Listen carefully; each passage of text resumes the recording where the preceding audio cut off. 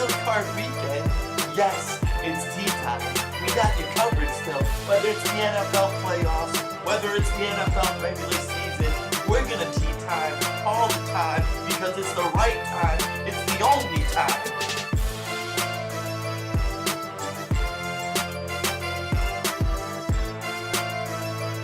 Oh yes. Oh yes, we are here and it is glorious. We are back. Back like we never left. You saw me yesterday for Panthers and Rams. We are back for Jaguars versus Bills. And if you are a tea timer, you have seen me earlier this week. My tea times, would you look at that game of the weekend? This game right here. And what that game institutes, what that game includes, what it means to be the would you look at that game of the weekend. This is going to be the most exciting game of the weekend. And it's going to be hard to follow up what happened yesterday. We had two great games yesterday to start off Wild Card Weekend. Panthers giving a scare to the Rams to start off, almost beating them, and starting off this playoff with a bang, with a big old upset. And then the Bears come back down 21-3. Down 21-3, they come back. And I think Caleb Williams is earning his nickname of the Iceman right before us. It's been great to see. It's been great to see. Before I get into anything else, let's tune into a couple things. All right, we're not at game time yet. We're not on to game time yet. Not used to warm weather, yes, but I mean, do you really have to get used to warm weather, Riley? I feel like that everyone's comfortable in warm weather.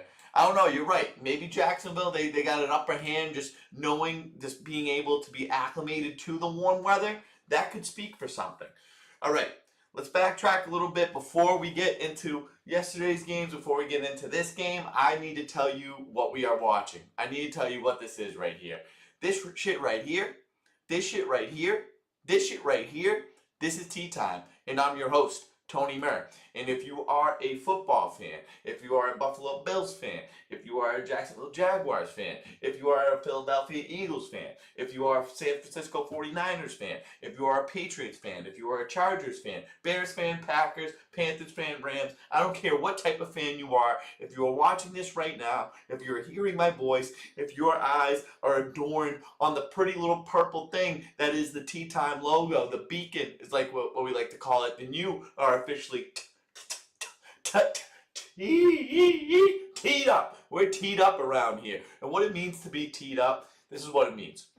Tea Time is an alternate broadcast. Tea Time is like the Manning cast, but new age and a little bit more handsome with a little bit more entertainment value. No, we do not have the same level of analysis and sorry, we don't have the same level of analysis and knowledge of the game, but we're speaking from a fan's perspective, and that's all we want. We don't want to be talked down to. We want to talk as equals, as colleagues, and that's exactly what you get. And the beauty of this is through the chat, you can interact with me throughout this game, and I'm going to be bringing this game to you. So the perfect tea time setup, the best tea time setup is what you got in front of you is the game like you would typically have it. You're going to have the football game up like you typically would on that nice plasma HD screen. Maybe it's a Samsung, maybe it's a Vizio. I know you're living large on the other side of the screen. I can tell. Look at you. Even though you might not feel great right now, it's Sunday afternoon. Maybe you got your sweats on. Maybe you haven't showered yet. I know you look good. I know you look handsome. So make sure you take that to the bank because we got some good stuff coming up here. And I want you to feel good about it. All right? And then on the side, because it's a crazy world we live in, but it's true. People aren't watching TV without a secondary device because your attention cannot stay on that television for all the time that it needs to. Your attention for a full football game, there's no way you're not looking at another device. There's no way you're not looking at a computer, a laptop, an iPad, most likely your cell phone. And then on that secondary device, you got Tea Time going. On that secondary device, you're going to hear my voice orchestrating and broadcasting the game to you as if I'm Joe Buck, as if I'm Tom Brady, as if I'm Eli Manning. But it's Tony Murr. It's Tony Murr. I'm the host of Tea Time. And that's the most that I can be is the host of Tea Time. So, and then if you really want to get a little crazy, there's two ways to get a little bit crazier but more into the Tea Time spirit you dim down the volume a little bit on the TV. So tea time is loud and boisterous. You still want to hear the crack of the pads, the sounds of the game, but you're going to want me to orchestrate it for you all.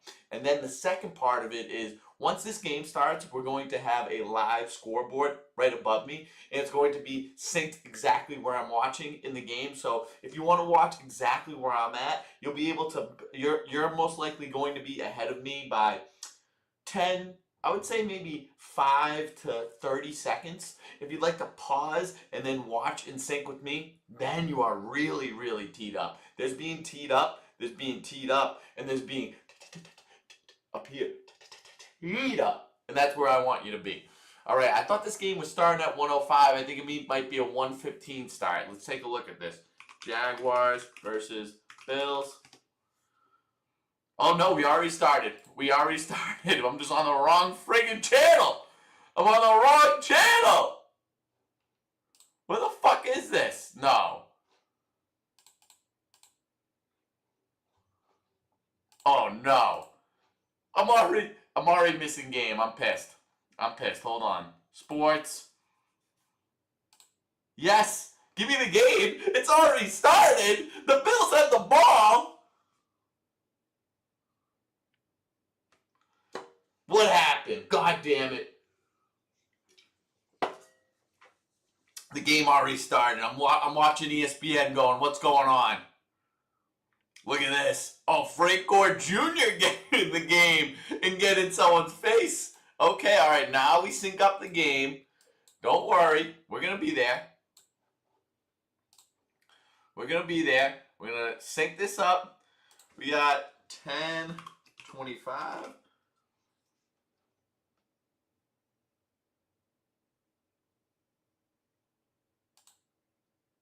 Yes, sir. Yes, sir. Let's get that. Boom. Brandon Cooks is going to have a day. I know it. He's coming in clutch in the playoffs. He's a playoff performer. He's been on the Patriots in the playoffs. He's been on the Rams in the playoffs.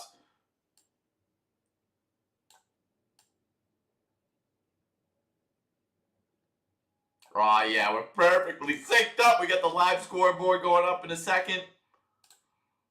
Yes. Boom.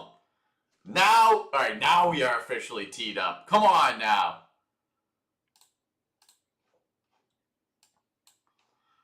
What has happened in this game? All right, I'll get into my predictions once we go into the next commercial break, and then we go from there.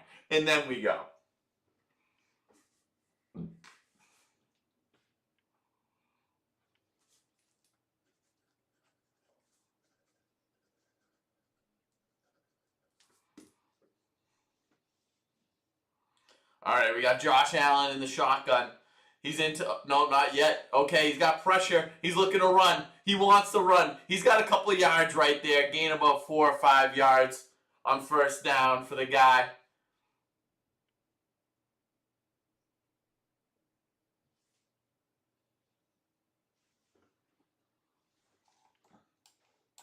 Oh, we're going to have to sync this up again, I think.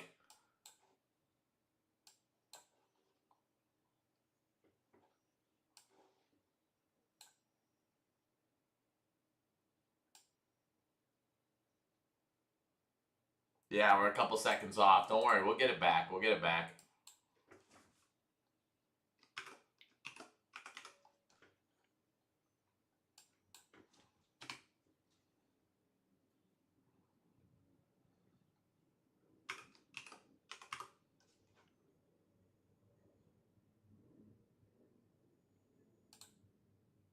Yeah, I think that's what we need. I got what you need. This is not going. I would have expected points by this moment. of the game. We're almost halfway through the first quarter.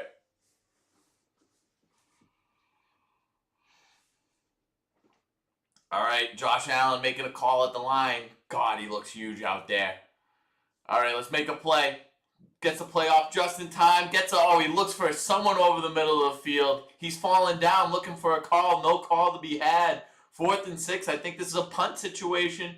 I think this ball's going to the Jaguars. That's my little Jaguars thing.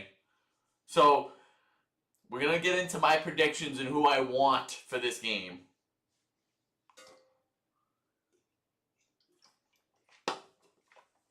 He was expecting a call right there. We got to get the box score going too because we got 2 bets. All right, we're punting it off. Bills going to the Jags. Fair catch at the 20-yard line. 0-0. Almost halfway through the first quarter here.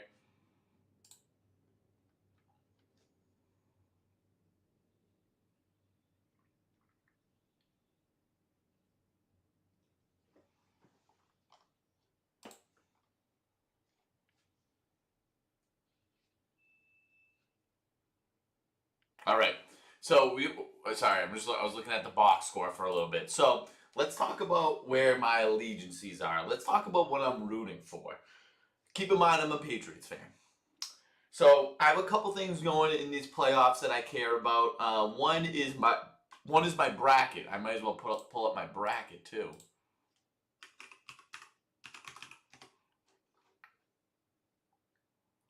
I have a NFL bracket going. Here we go.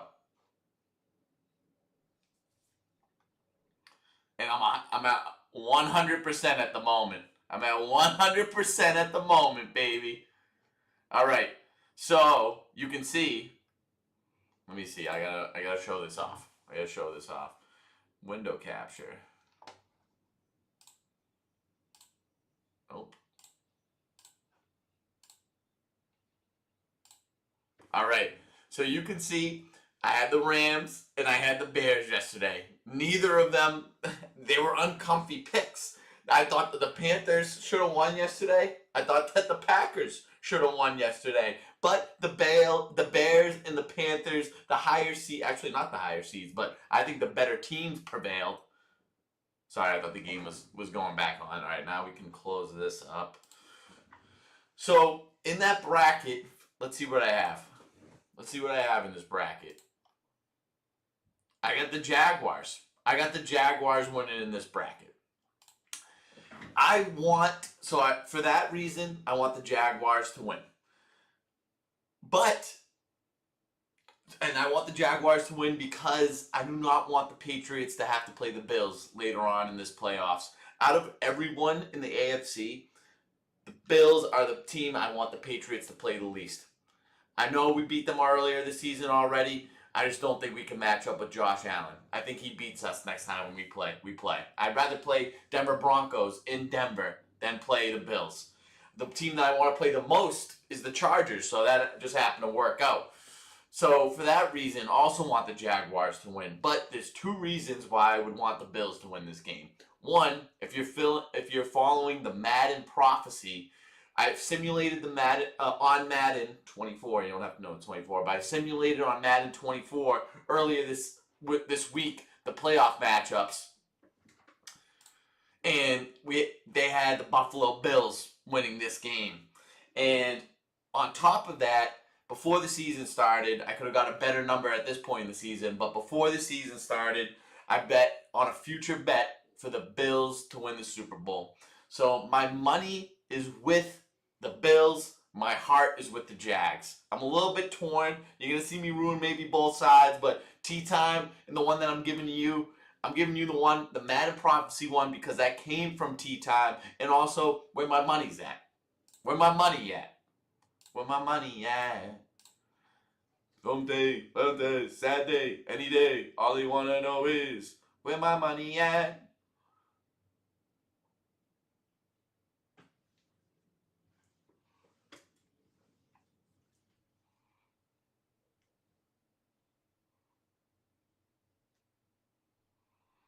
Oh, geez, yeah, their starting left tackle is hurt. So we got the backup in.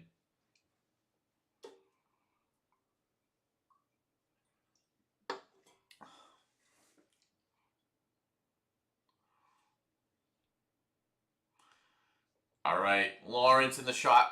The scoreboard's a little wonky today. We need to get that sync back up. Lawrence looking to the sideline. He's got Etienne. He wants a little first down, almost gets it, just about a yard short or so. All right, last time I'm friggin' syncing this bitch up. Come on.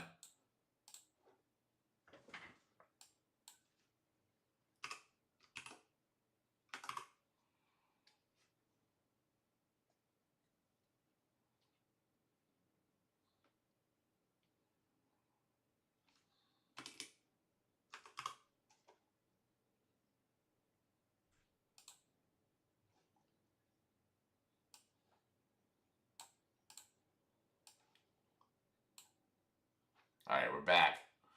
We're back. All right, we're handing the ball off to Etienne. He's got the first down and then some, going almost into Bills territory. Watch out for Etienne today. The Bills do not have a good run defense. Expect him to get some yards, both through the air and on the ground. Man, these are two. I mean, the Bills, I don't think are the greatest team. The Jacksonville Jaguars are a good team. On every facet, they've been playing great ball. All right. We got Lawrence in the shotgun. He's looking right. He steps up in the pocket. He can throw. Oh, it almost got picked. He was looking for Parker Washington, too. A little bit of a behind him throw. Parker Washington signaling something towards the sidelines. Looked like he was upset. He didn't like how that play went down. He threw the ball behind him right there. Yeah, he was open. He was open for yards, too.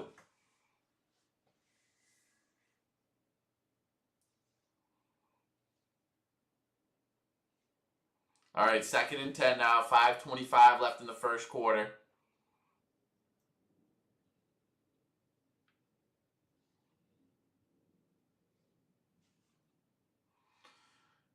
Lawrence in the shotgun looking to pass over the middle. It gets picked off. Really bad pick by Lawrence. And we got a return and he goes in on the tackle. And that's what you can definitely expect from Lawrence. He'll throw at least one terrible interception a game. He plays like some of the best quarterbacks in the NFL. He's got the talent, but still makes some of the dumbest decisions. Still makes some of the worst decisions on the field. That was a bad decision. That was an easy pick right to this guy. Look at this. Let's watch this again. All right, we got a little bit of a highlight going on. He was looking for Parker Washington and just does not recognize, does not see this linebacker in the middle of the field. Yeah, that's a pick. That's a pick every day. I mean, that was right in this guy's chest. He couldn't see it. He couldn't see it. That's bad. Yep. And that's how you lose games. That's how you lose playoff games. All right, making a change at the line of scrimmage, Josh Allen is. Definitely going to be a run to Cook right here. A little pitch play to the right. Does he got yards? He's got a couple. He's got about 3. And it's 0-0 right now with time winding down in the first quarter. Not how I expected this to go. Not how I expected this to go. You're going to see the Bills come away with at least 3 on this drive, you'd assume. They're already in great field position with that interception in return. Oh, we're in slime time going on Nickelodeon. And it's also tea time over on YouTube, Twitch, and X. Do you see what I'm saying here? Do you see what I'm saying? We got slime time on Nickelodeon, but tea time on YouTube, okay? All right, the fake handoff. He's looking downfield. He's got time. A little sidearm throw. And that's for no yards. Great coverage by Zero, the linebacker right there, Lloyd. And he's singing, "You're James Cook, but I tackled you." You know that song by Lloyd?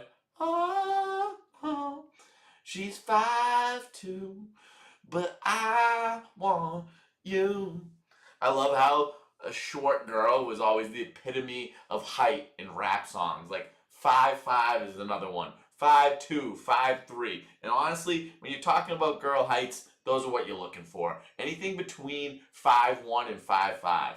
That's what I would say. Oh, Josh Allen looking to run. He's got nothing available. He gets stopped short. Oh, that looked like a little bit of a face mask right there. He's selling it too.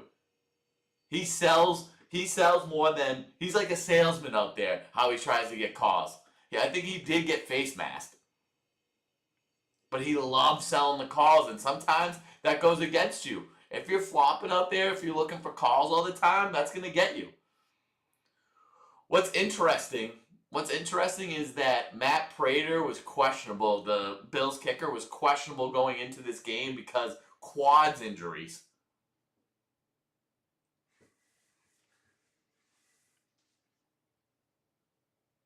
All right, Prater looking for a 45-yarder. He's right in the middle of the hashes, basically. He's trying to line something up, and look at this. Is this a delay of game? Gonna make this a 50-yard field goal?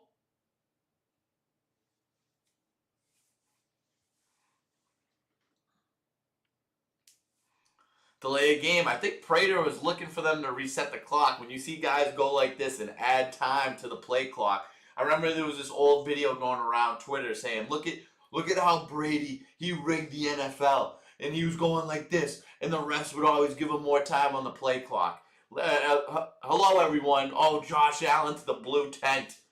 Josh Allen to the blue tent. We cannot have that. Oh, and Matt Prater ripping a rogue smelling salt. Those are illegal. Hope no one caught you doing that one, Prater. These kickers, they love their smelling salts. This isn't the first time I've seen a smelling salt brought out on the field. And he's looking to make the kick. He just does. Sneaks inside of the left goalpost. The left to Prater, right to us. That's 3-0 Bills to start this game off.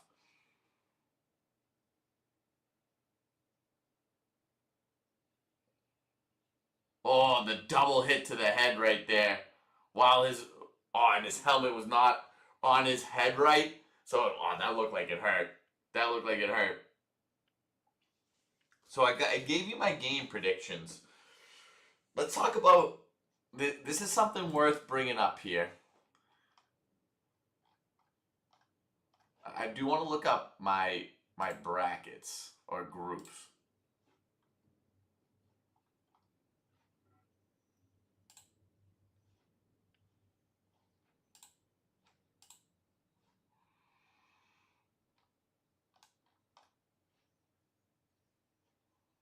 Wait, I wanted to see my bracket. I want to see my bracket. Come on.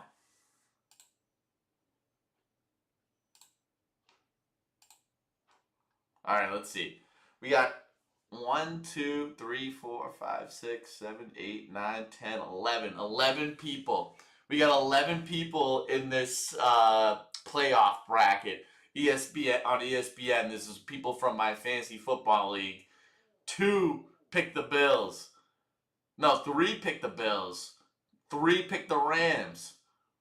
2 pick the Patriots. 1 pick the Seahawks. 2 pick the Eagles. Okay, good little spread. So everyone got at least the Rams right, it seems like. 1, 2, 3, 4. 4 people seem to have the Packers. And then everyone else is at 100%. Everyone else has 100%. I love what's going on here. I love, love, love it. Jeez. It's not the Canucks season, Riley. And yes, I mean, just for the sake of this game, we need to see Josh Allen out there. I think he'll come back out.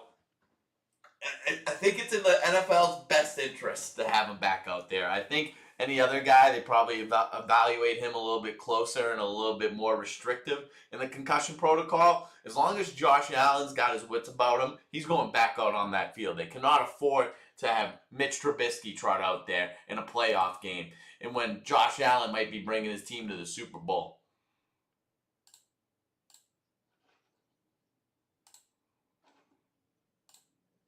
Look at Jacksonville. When's the last time that Jacksonville hosted a playoff game?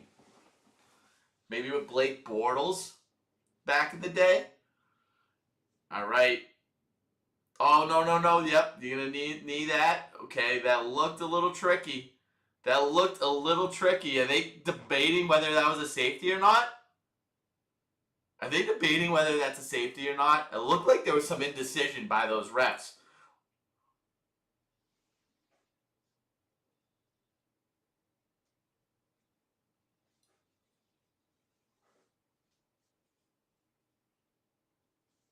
Josh Allen, he's talking to Trubisky right now. Yeah, they're going back. He's going back on the field. There's no doubt. There's no doubt about it. Especially with Josh, it's going to take a lot for him to get out of the game. Yeah, all good, baby. All good. All right, 2:54 left in the first quarter. First and 10 for the Jags. They're starting at the 35. Is that the new starting point? I don't know where the kicks get started off at anymore. I don't know how they're starting at the 35 right now. Isn't it the 25 or the 30? You start to get to start at the 35. Pass over to Strange for the first down. The tight end, he wants to get involved in the mix. Oh, we're calling him short of the line to gain. Did not seem like that, but okay.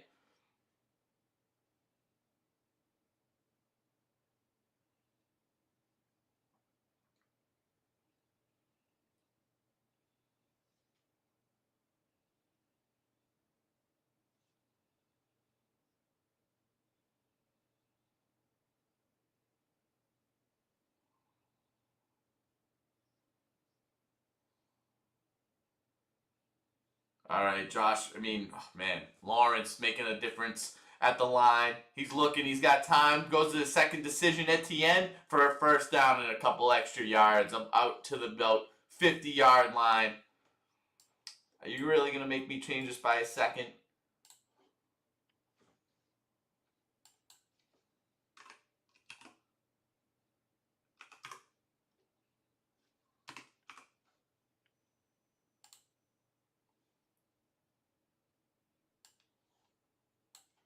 Parker Washington too. Right when we bet on him. Sweet.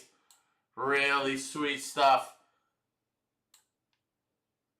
All right, we're pitching it. That looks like Tootin. He's got a first down and then some. Oh, that's about a 20-yard gain on the ground by Bayshaw. Tootin. Oh, and he gets out his two fingers. He says, look at these bad boys. They've done some damage, but for right now, I'm just going to tell you a first down. These two fingers, you don't want to know about them, but they'll tell you first down. Bayshaw. And this is how they're going to win the game. They're going to win the game on the ground, Jacksonville is.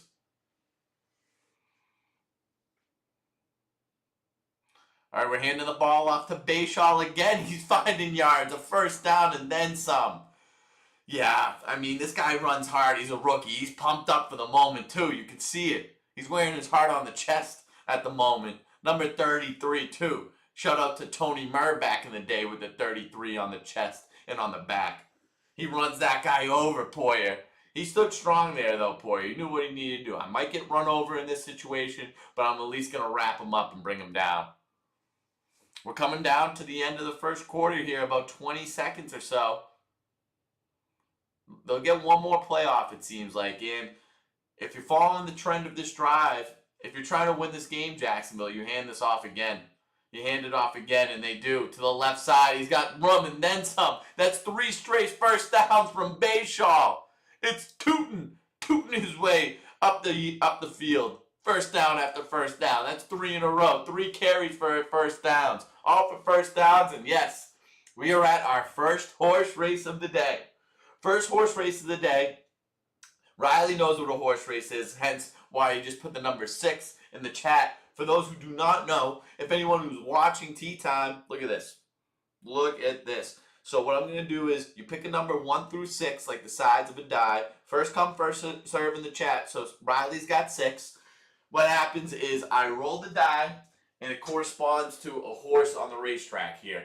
Your number gets rolled. You move up 1 spot. The first horse to get to the finish line, wins the race. You win the race. You get on the horse race leaderboard. You win the horse race leaderboard this month. You win the most horse races this month. You get a $25 bet from Tony Murr for the Super Bowl. It could be the most outlandish parlay that you ever thought of. It could be just for whatever team that you like to win. $25 bet on the Super Bowl, courtesy of Tea Time.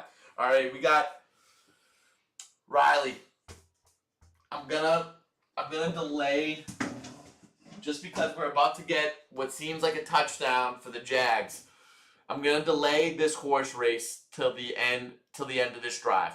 People can still come in if they're in, but we're gonna have to get back to this game because it's not going right now, but there's about to be something happening. There's about to be something happening.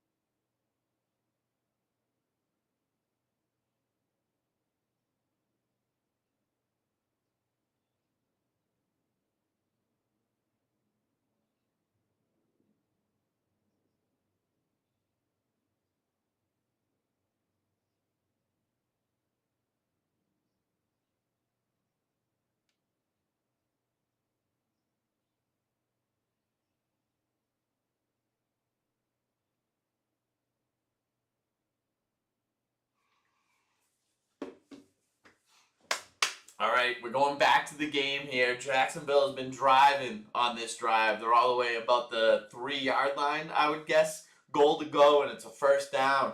Bashaw Tootin has got them to this point. It would only be fitting to reward the rookie, to reward the Wookiee. How do the Wookiees make that sound? No, he's not in the game. We got a new number in there. I've never seen this number before. All right, we got Lawrence in the shotgun. A little pass to Strange, a little flip pass. And yeah, I don't really get that one. I'm not really understanding that play call. Brenton Strange is really the playmaker right there. We got so many good players. We got Etienne. We got Tootin. We got Washington. We got Thomas. Yes, Ev, you get in on this horse race too. Nice job. Nice job. That's why you wait, but it's happening after what's this Jacksonville drive. This is going to be a QB draw up the middle. Trevor Lawrence. Trevor Lawrence right up the middle. You got to know it. You got to anticipate it. All right, he's looking to the left. He's looking to throw. He's got someone. He's got 7. BTJ, Brian Thomas Jr. Silent most of the season. He comes alive in the playoffs. First touchdown of the game for Jacksonville and the whole game. Way to go. I like that one. I like that one. 7-3 Jags. 7-3 Jags. All right, we're going to do this horse race now. We got the extra point coming up. We all know what happens on the extra point. They kick it. We don't really need to see it, okay? We got 3-6, Riley and Evan, top of the horse race leaderboard, going head-to-head, okay?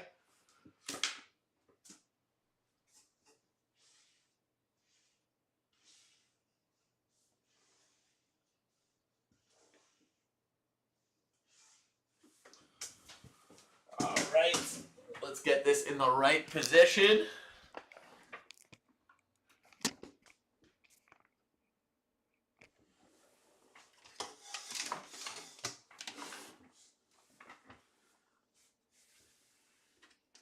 I don't even know who I'm cheering for, Riley. Honestly, I don't know. I'd be fine with either of these teams winning. I have different rooting interests. I have the Bills. I have a future for the Bills to win the Super Bowl.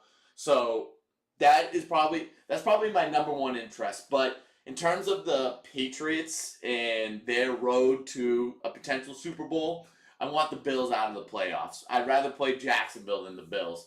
And that might not make sense to everyone because Jacksonville has been a better team, but I think the Bills have our number. I think Josh Allen has our number, and we would not beat him in a playoff game. All right, let's get to this horse race, though. 3 versus 6, Riley versus Evan. It's a matchup as old as time itself. And that's a 6. Of course, Riley. He's moving into the number 1 position early. And that's a 4. Okay. I think we're going to see a 2. Let's see a 2 right here. And it's a 2. Oh, my God. I'm on my shit. I'm on my shit. Here comes a 5. Here comes a 5. It's a 6. Close. Okay, Riley. He's taking out the lead. Early start. Hot start. Oh, there's the 5. I was 1 off of it. Give me a 3. Give me a 3. It's a 2. Okay, 2 and 6 time for the lead. 3 and 1. Still need to get out of the gate. And there's the 1. Come on, let's get My Little Pony involved. It's Evan. It's Evan. There's another 1. Okay, we got a 3-way tie for first place. 3's the only one not out of the gate. There's a 2. 2 distances himself. It's in the 1 spot for now. And there's 5. I mean, this is a good old-fashioned horse race right now. Everyone involved.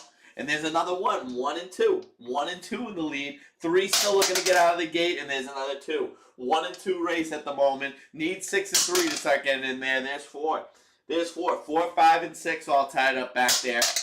And there's the 3. Now we got a race. Now we can let loose. Now everything goes. And there's a 5. Okay. 5 and 1 tied for the second spot. And there's a 4. And then 4 slips into the 2 spot too. 3 and 6 in last place. The only 2 live horses. There's 4 again. There's 4 again sliding into first place. And there's a 2 again. Right when you think 4 has it, 2 separates himself. And there's a 5. Looked like it was going to be a 4. It's a 5. Where's 3 and 6? There's the 3. Right when you thought he wasn't there. 3 and 6 tied for last place. Those are the only horses we care about. It's another 3. Now he's slowly getting in the mix there, young Evan. young Evanstein. 5, 2 and 5, tied for the lead. We got a fumble, it looks like. It looks like we got a fumble on the play, potentially. 5 moving up again. And then there's 4. Okay, look at this horse race. I mean, a lot of change. Oh, look at the Jacksonville Jaguars have the ball. We got a fumble going on the field. There's 4. All right, 3 and 6. We're going to have to do something. We got to get back to this game. There's 4 again. There's 4 again. Is 4 going to win? It's 3. Look at 3. He's the last to get out there, but now he's making a late push. There's 5. 4 and 5 tied for the lead. 1 away from the finish line. There's 4. 4 is the first to finish. We only care about 3 and 6, though. It's 6 again. Okay, come on. Let's get 3 and 6 involved. We need this. Honestly, we just need to get back to the game. There's 2. There's 2. 3 and 6. Not good showings out of these guys. There's 4 again. Don't care about the 4. Don't need the 4. And there's 3. Okay, Ev, we just need you to finish. Let's go. Let's go. Let's finish. There we go, Ev. There's another 3. Let's get 2 more 3s and let's finish this horse race. So we get there's another 3. Perfect. Right in time. He knows what the time is. He knows. Oh, it's a 2. It's a 2. That's okay. 2, 3, 5. All time. And there's 6. Riley. He's never saying never. He doesn't want to give up. And there's a 1. Oh, you forgot about the 1. 1 is still on the die. And there's 3. There you go, Ev. We're going back to what we need to. But Evan will get you right in the right position. Good win. Good win. Unfortunate timing with that horse race. A lot going on in the actual game that we needed to pay attention to. Let's get... Yeah. Okay. And... Yep. And we like to make updates. Horse race leaderboard. And Evan, you got 3, buddy. You got 3. Two-way tie in the lead. Riley and Evan. GG's in the chat if you're still there for the horse race winner. T-Law starting off the drive right here. A give to the running back. Etienne for a good gain, a 6 or 7 on first down.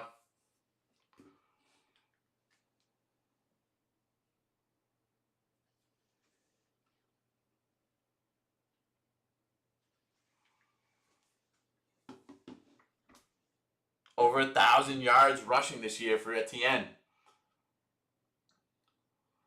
All right, we're just starting the second half here, just a minute and a half in. Liam Cohen in his first ever playoff game as a head coach. 66 yards rushing already for the Jags. Scary endeavor. Scary number that they've already got that many. And it's just the start of the second quarter. Lawrence looking to throw. Who's he got there? It's Jacoby Myers for the first down. All right, now this team's moving the ball.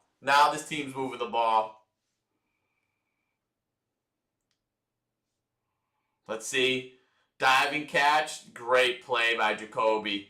He knows how to play football. He knows how to do his job like back in his times in New England. He's looking to make a quick pass. He does. Oh, it almost got picked. Scary pass. Not one that was needed to be made. It was covered. Let's get an update on Parker Washington, please. Is he done for the game? Parker?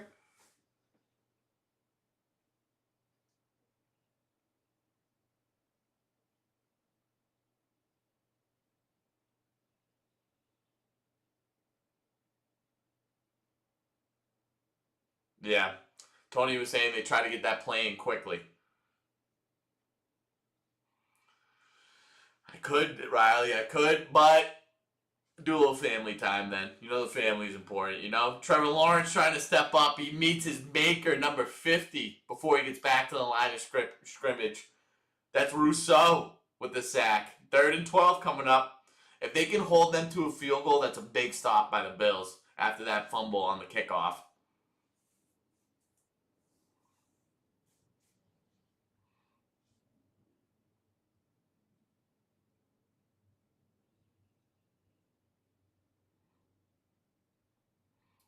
All covered up in the secondary. Nowhere to throw that ball. Lawrence in the shotgun again. Can he make a play? All right. He's dropping back. He's stepping up in the pocket. Can he run for a first down? He wants to. He's not sliding. He takes the hit. He's a couple of yards short of the first down. Liam Cohen's got a tough decision to make right here. Doesn't look like he's flinching. He's going to the playbook. Wants to go for a first down. Wants to go for a touchdown, not a field goal.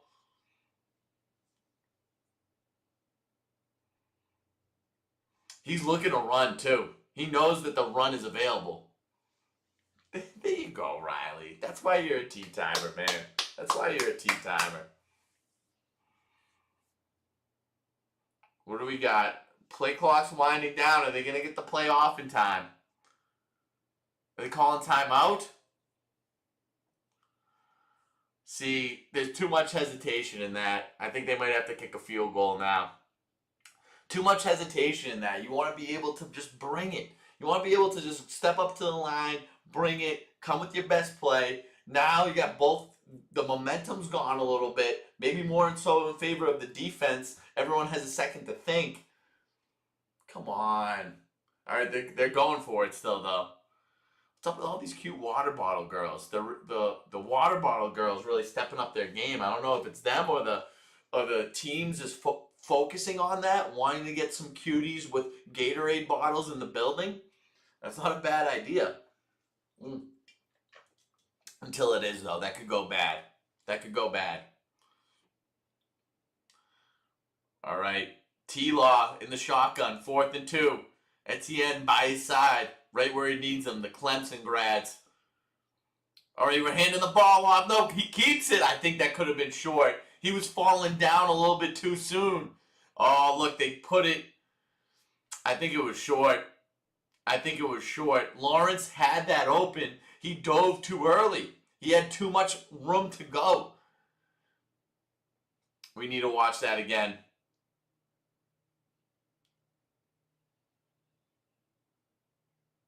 He was short. That play was open. He was trying to dive too early. Yeah, I don't think he got it. That's going to be a crucial one. That's going to be a crucial one. I wouldn't have minded a field goal right there.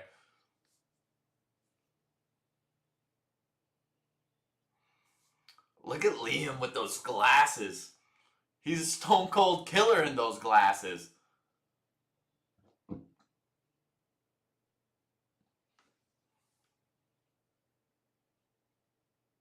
The virtual measurement still doesn't make sense to me because it's all based. We're taking a virtual measurement based on where the human refs put the ball. So wherever they put it, it's just, okay, they're capturing where the refs have put the ball, but it was up to the refs to decide the position.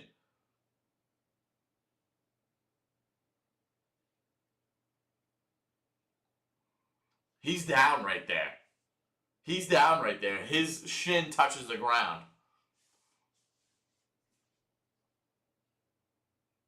I would challenge it too. His shin was down. He's got the flag out. He's got it in his hand. Ref says hold on. Okay, I'll just place it right here. It's like dropping a golf ball. Just place it from your hip. Drop it from your hip wherever it lands. That's how you got to play it. I think that was short. He dove too early. He dove too early. That was the issue in all that.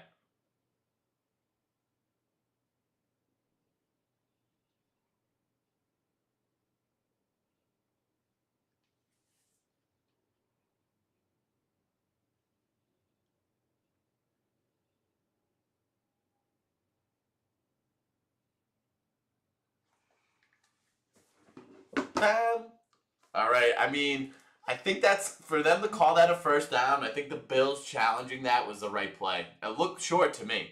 I think his shin was down. I think it's just to bring some more question into that play, more question into where that ball was down. I think it was worthy. Losing a timeout over that, well worth it. All right. You know what I got to show you all? It's time to show this. So I agree. I agree that it's the virtual measurement. All right, let me look at. So let me go to my profile. I'm going to share my screen.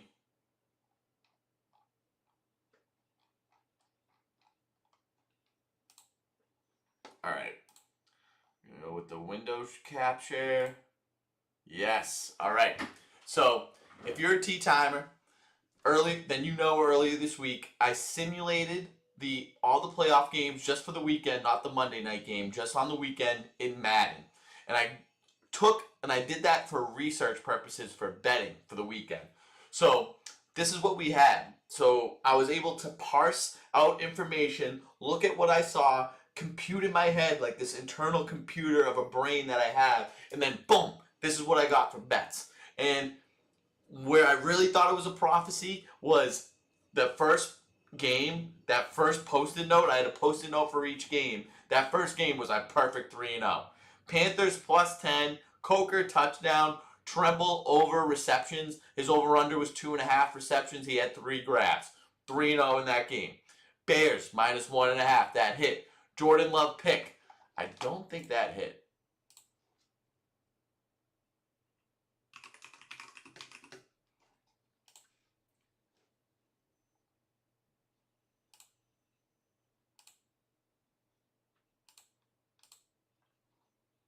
Yeah, he had 4 touchdowns, no picks. All right. So,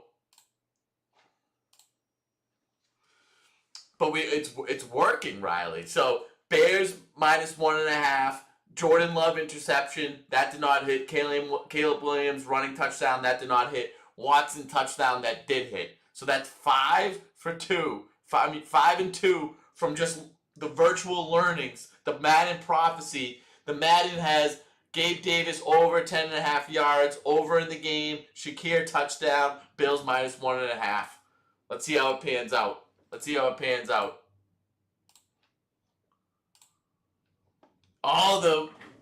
It was upheld. I mean, the challenge worked. The call on the field was reversed, going back to the Bills. That was the right call. They made the right decision after all that. Wow, look at this guy's hair flowing in the breeze. A lot of flop on that guy's hair.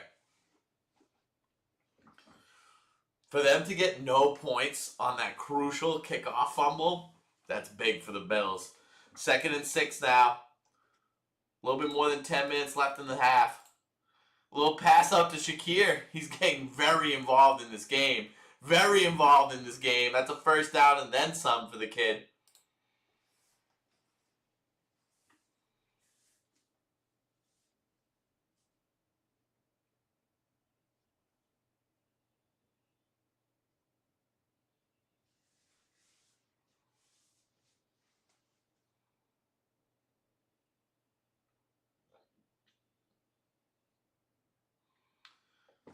First down for the Bills. Shakir's already got 5 grabs. Fake handoff. Josh looking to throw. Little short pass back to the running back. Who's 20? Oh, so now we're using 3 different running backs. Oh, 4 different running backs maybe. They got James Cook. They got Ty Johnson. They got Ray Davis. And they got Frank Gore Jr.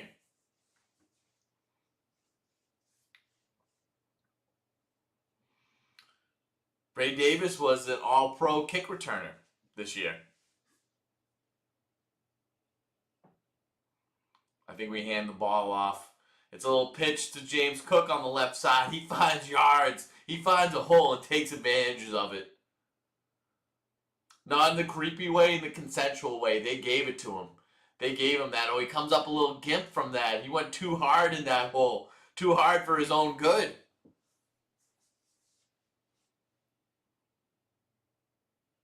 Great blocking downfield.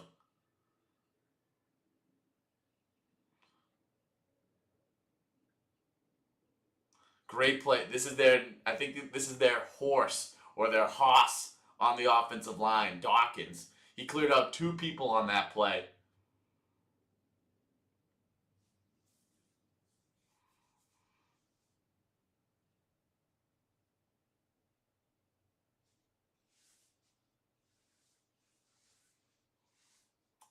Didn't know there was 2 Wyoming products in this game. Josh Allen and Wingard right there. 9 out of 10 on his first pass attempts. Only 60 yards though. Everything's been short. One play of 14 yards. All right, play clock starting again. Game clock starting again, rather. Josh Allen under center. I've seen him under center more than any other player or any other quarterback. We're looking Brandon Cooks. He was not open. We're looking for a penalty call. He's asking for it. Is he going to get it? Look, he says, gimme. He's celebrating that call. Wait, did he catch that? Did he catch that?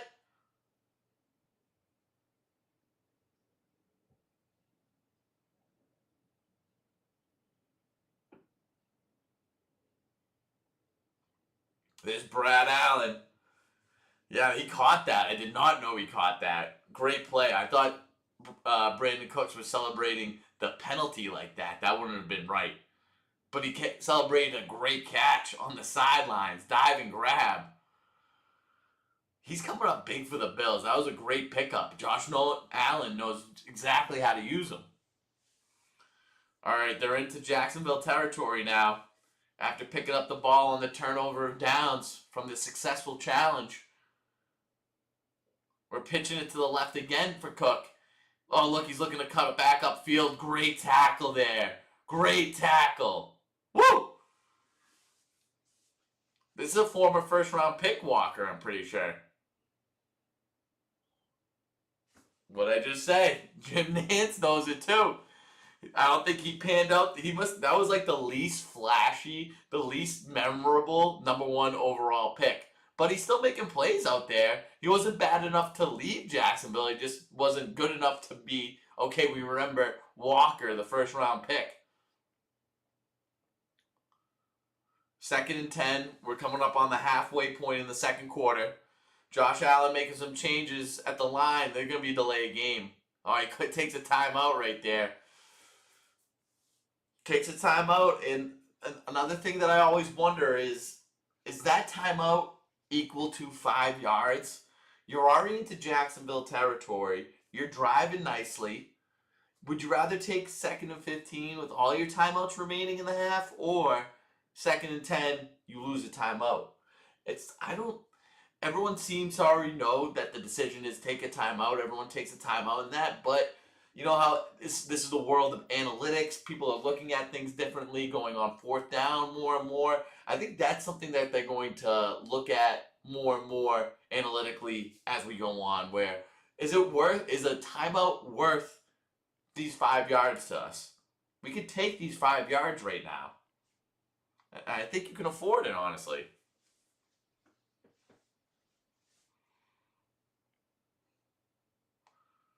All right, bringing James Cook back by his side, his trusty steed, Shrek Donkey in the backfield. At the 50-yard line, he takes a snap. He's looking right, throwing right. Who's he got? It's zero. It's Keon Coleman down the sidelines. The healthy scratch coming up big. This was a former first-round pick for them. He hasn't had the chops to perform up to those expectations, but still has the talent. Great throw. Leaves him wide open, and he cuts it back up the sidelines, gaining about 20, 25 yards right there. I think we're looking at a goal-to-go situation.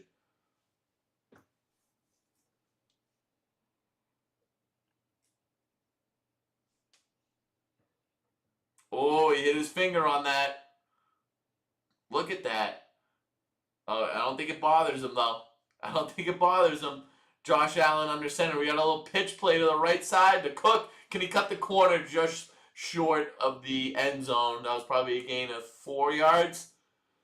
4 yards left to go. Let's watch that again.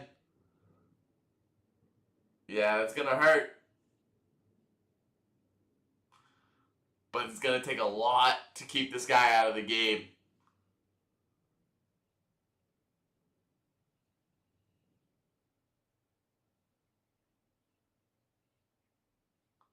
Oh, no. Tony Romo with that great analysis. Hey, playoff tea time. You know where to come, Mackie Doodah. We're handing the ball off again to James Cook. Not enough for the touchdown. Stop short. Jacksonville D stepping up right now. So something, I'm not sure if you guys caught this on the call, but Tony Romo said that after Josh Allen banged his finger on his offensive lineman's helmet, even on the toss play, he did not use his finger to touch the ball. He's hurting right now, and that could show why they just tried to run the ball twice in a row.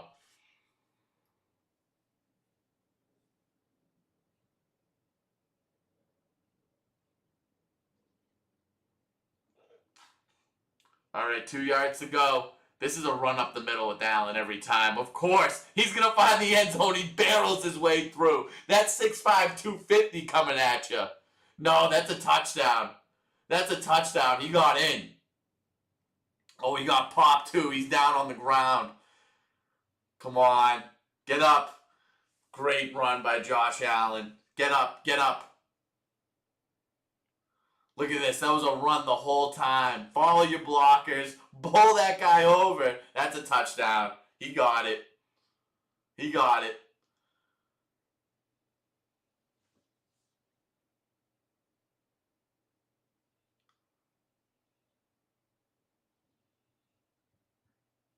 Oh, look at him just run over both these guys. Come on. This is a beast.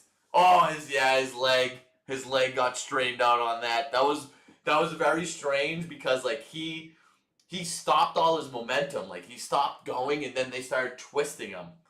Oh god, this is I mean, when you play the game like he does, he's gonna get banged up.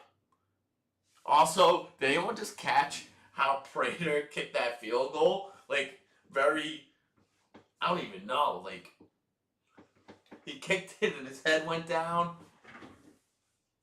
Oh god. This guy's a warrior. Heart of a lion on this guy.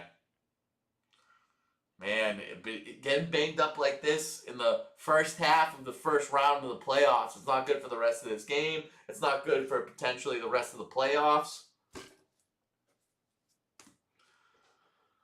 I kind of want to show you guys the playoff bracket again. Who I got going, just to have a reminder. Yeah, so if you look at my playoff bracket, here it is. I got the Steelers beating the Texans. Broncos, I mean, they're going to play the Steelers. And then I got the Jags moving on from this one. Patriots moving on from the next one. LA, already got that pick right. I picked the 49ers. I'm not feeling good about that pick. The spread is keep moving in favor of the Eagles. 6-point spread in that game. I really hate to see that. I think that's going to be a boring game. That game's going to suck. If San Fran wins, it won't be boring. If the Eagles win, it will. Bears, I got that pick right. So we're looking at the second round matchups. I had Bears over Rams in the next matchup. Bears over Rams. And then we got San Fran over Seattle. Oh God, I don't like how I did that. I got San Fran. Do I have San Fran going to the? I think I do. I got San Fran in the Super Bowl. I got San Fran in the Super Bowl. God, they're not even gonna make it out of this friggin' round.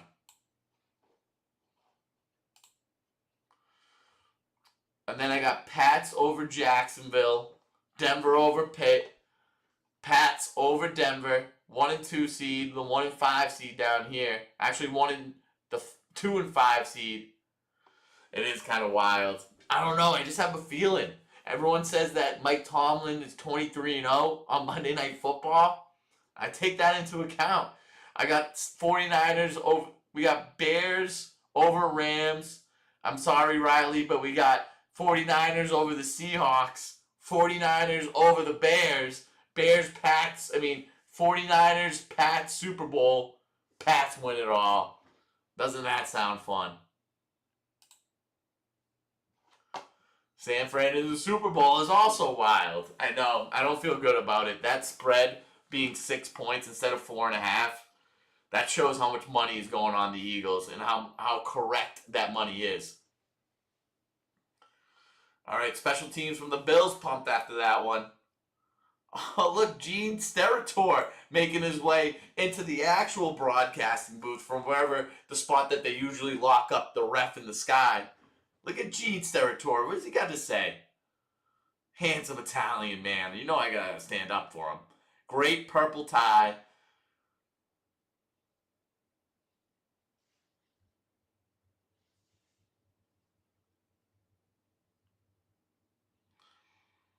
All right, we got Lawrence under center. Oh, he moves to the shotgun. I still think we're running it. They're at the 26-yard line. Hands it off to Tootin. He looks to cut it up. He does. Gain of 5. I mean, they've been able to get what they want on the ground in this first half.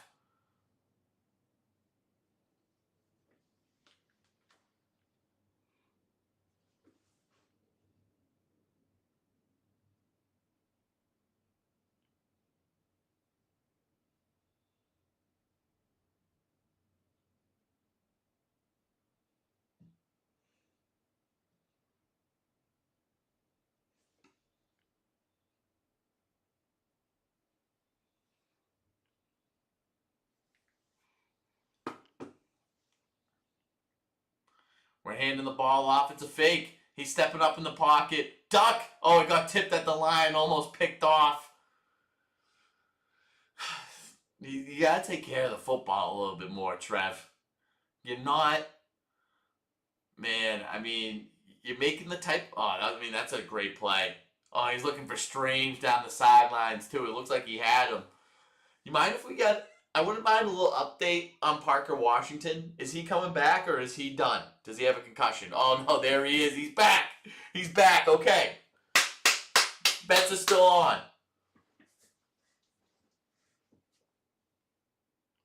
Look, now they talk about it too. They just notice he's back on the field. Timeout. Oh, man. So that's a point. That's a point where I'm not mad about the timeout. 4:46 left in the half. You're about to get... You're in your own territory. It's about to go from 3rd and 6 to 3rd and 11. Do not mind taking the timeout there. Different situation.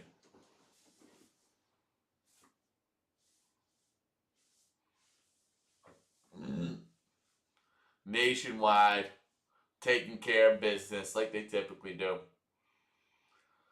I'm curious about the Jacksonville area. I'm curious about Duval. What goes on over there? What goes on around that stadium? Is it a shithole around the stadium, or is there like fun bars to go to?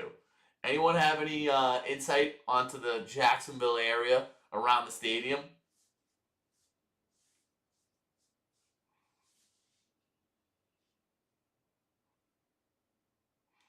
We're handing. Oh no, it's shotgun. He's got a ton of time to throw. He throws over the middle. No one available. A little bit of a miscue there. Going back to the Bills. A lot of momentum for the Bills after that reversed challenge call that they had called correctly to turn it over on downs. A lot of momentum for the Bills. He had enough time. Where was he looking? Where was he looking there? There was no one there. No one around. Jags punting back to the Bills. If the Bills can score again before the end of the half, it can be 17-7. Ooh, where did that go out of bounds? I don't know. Where are they putting this? They keep going up the field. That looked... Oh, no, they keep going up. All right, 27. Yeah, you say 28, Jim. I say 27. Tomato, tomato. Josh Allen ready to go back up there like nothing happened. Of course. Of course, this guy's an animal.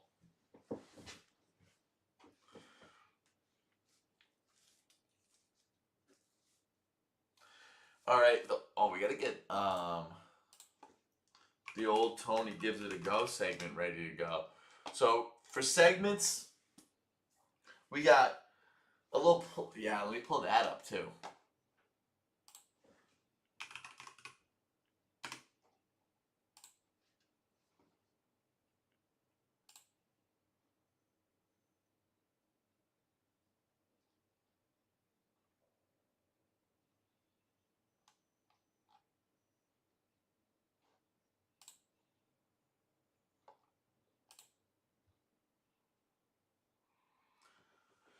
All right, my playoff roster was received. All right, we're going to take a look at this. This is fun. This is something new that I tried to do this year.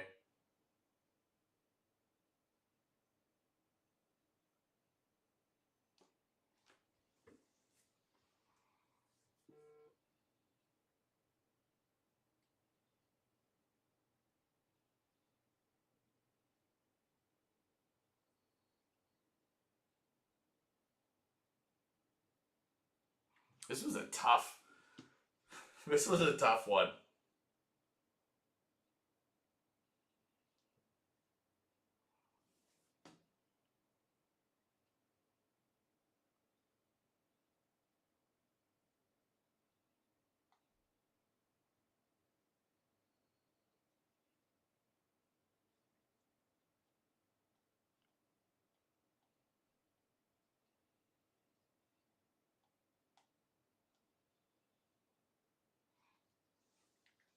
All right, I got everything I need to queued up.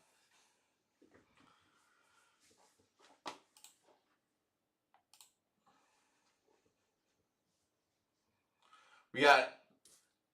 There was a new thing that I did this year. My friend Evan, Stevie Splits, guest of the show, co-host of Tea Time Tailgate.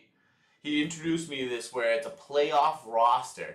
You basically make a fantasy roster for the playoffs before the start of playoffs for the entire playoffs. I'll explain a little bit later.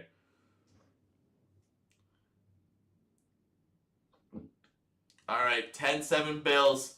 1st and 10 starting at their own 28. Jim was right. I was wrong. He's going downfield. Oh, he had Brandon Cooks down the sideline open. A little bit of an overthrow.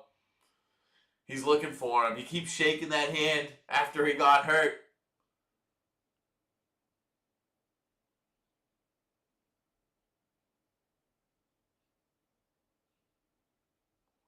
Oh my God. That looked horrible. He's getting suplexed. He's getting bent over like this. Bent over like this. Oh my God. 12 rush yards, 110 pass yards, and 1 rush touchdown. That's just in the first half for the young buck. He's got time. He's throwing over the middle. He's got Gabe Davis for about 9. That's exactly who we're looking for. We just need about 2. Basically, 1 more grab for Gabe is going to be the over right there. And then the Madden prophecy will continue. The Madden prophecy will continue.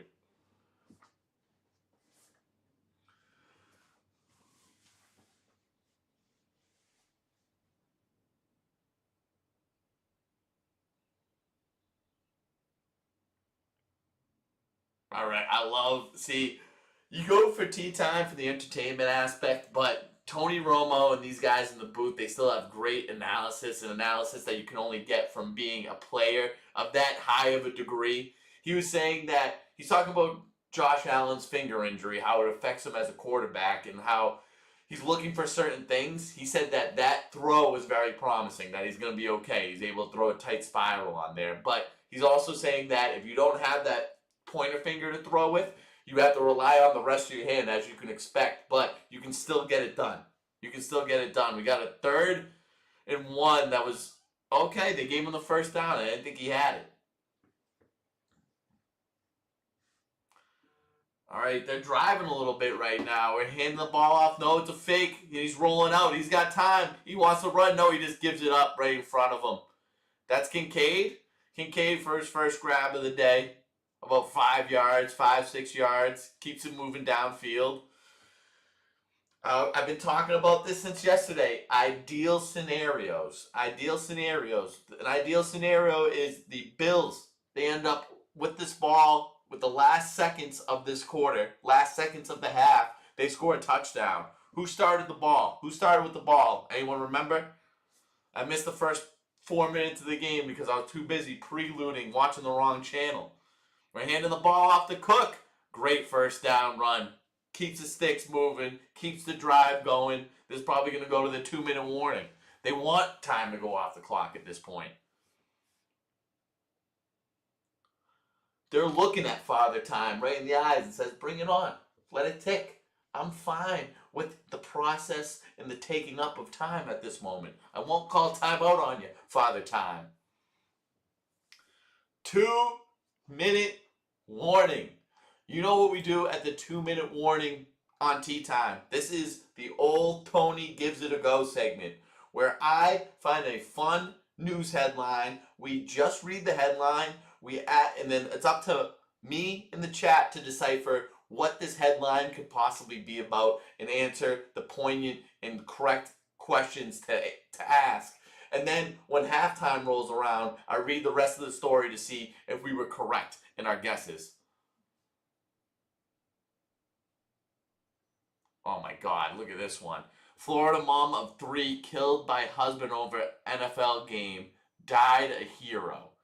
You can't go there. You can't go there.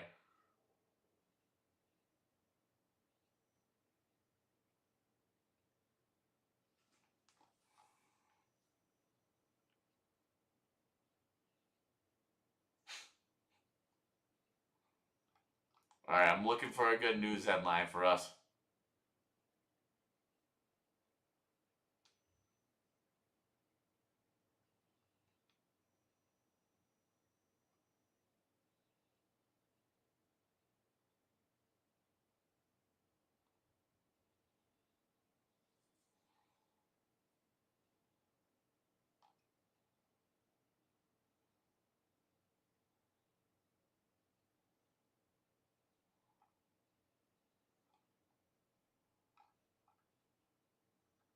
All right, I got a couple that I'm toying with. Man wonders if he's overreacting after his girlfriend secretly throws out his snacks for his health. I can't afford to feed her appetite. Woman sparks debate after telling a friend to bring her own food next time she visits.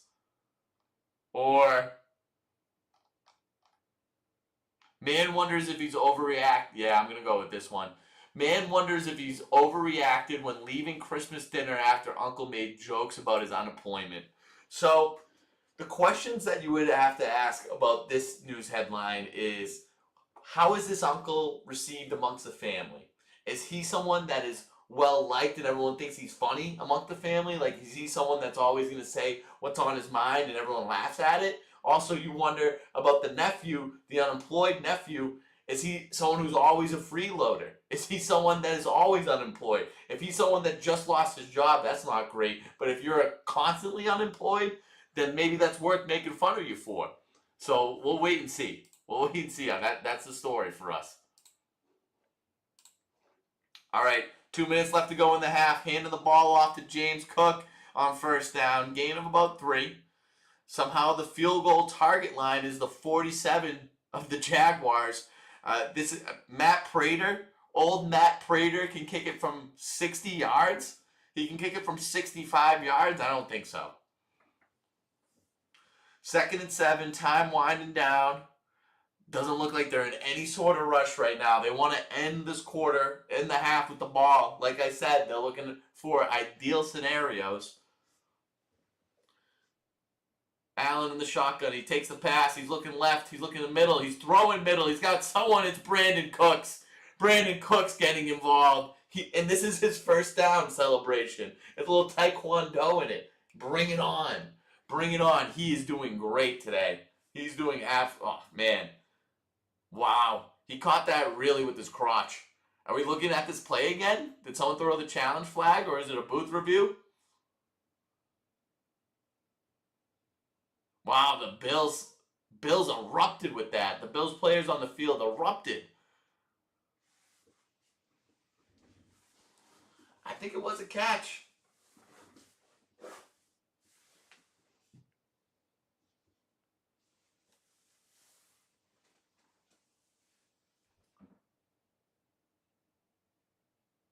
No, he had his hand underneath. He had that. What was the over under on Brandon Cook's yards, Ev? I think because like it must have, I thought it was like 25. He's been really involved. Oh, he had it all. Wow. This Velveeta commercial used a Cardi B and Offset song. Is that correct to still do?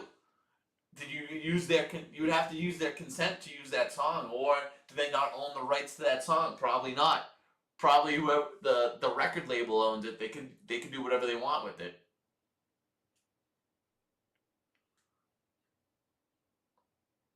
Oh God. I'm sorry, that went from an exciting boob commercial to a sad boob commercial. She was like, "Oh, this the boobs were used to be something that I showed off on date night, and now I'm sick. Yeah, I can't. That's so sad.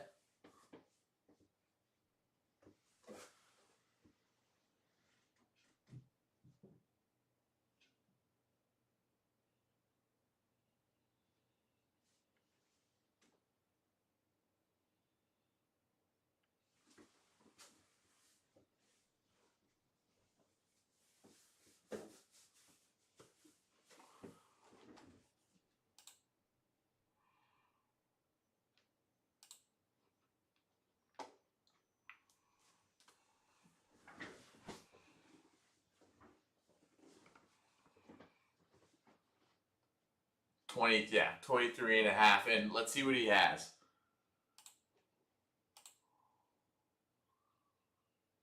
Oh, he has 22. He has 22. I mean, I think that was a catch. Either way. Either way, I'm okay. Either way, I'm okay. He's going to get another catch.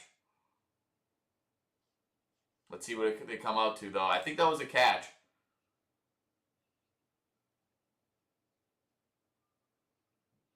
Oh, that didn't look like it was on the ground. He challenged himself with that catch to say, how can you use the least amount of your hands as possible and still catch this ball? Turns out he needed a little bit more hand in there. 3rd and 7 after that. I thought that was a catch. They're going to use him again, Ev. I wouldn't be worried. How many do you need for Jacoby Myers? All right, he's looking to pass again. He's looking way downfield, takes it short. Okay, gets it to the target field goal line, which is the 46-yard line. It doesn't seem like anyone could possibly kick a field goal from here. Maybe the Jacksonville kicker could. 4th and 4. Okay, they want to try to get the ball back if so, but do you go? I think this is a go for it spot. But on the other end of this, you know how big of a leg that Little has. It's almost like an oxymoron. The guy with the last name Little could kick it the farthest in the NFL, the farthest field goals. You question what you do with this. Do you go? I don't think they can kick a field goal. I think it's a go for it spot. It's a go for it spot.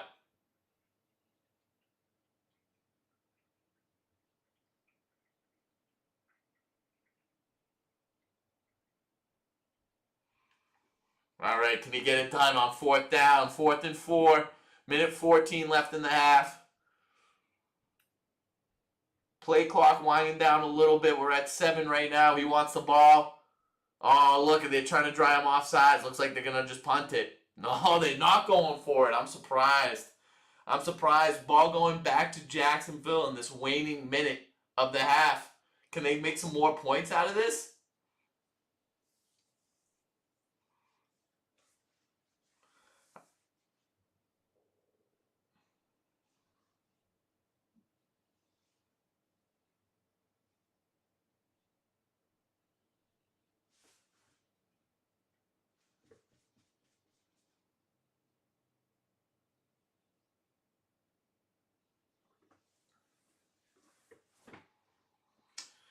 Number 19. You don't really see a lot of 19s punting the ball. But here we got 19 for the Bills punting it.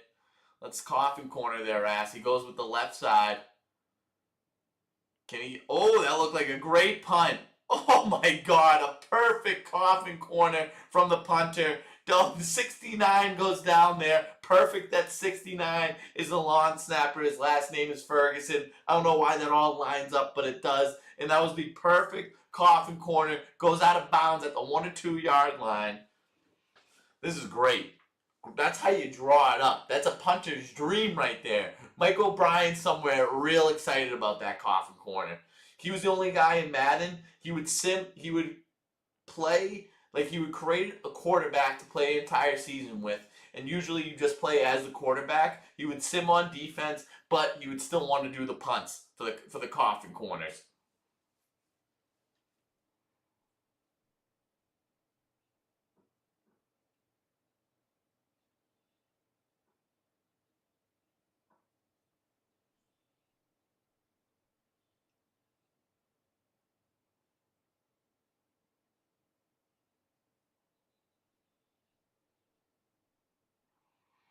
99-yard drive. I want to see what Little can do. I want a long field goal.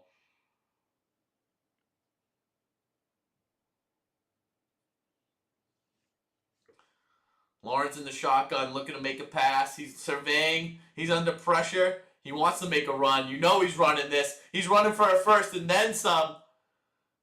That's a gain of about 17 right there. He wants to use his legs. He knows this Buffalo D is susceptible to the run, and now they're off to the races. Can they get 3 or more points before the end of this half? They're probably going to get 3. Or 3's the most that they can get. I'm not expecting a touchdown. False start? Or is that offsides? Oh, come on. You can't. You can't when you're trying to concoct a drive like this. You can't take that penalty.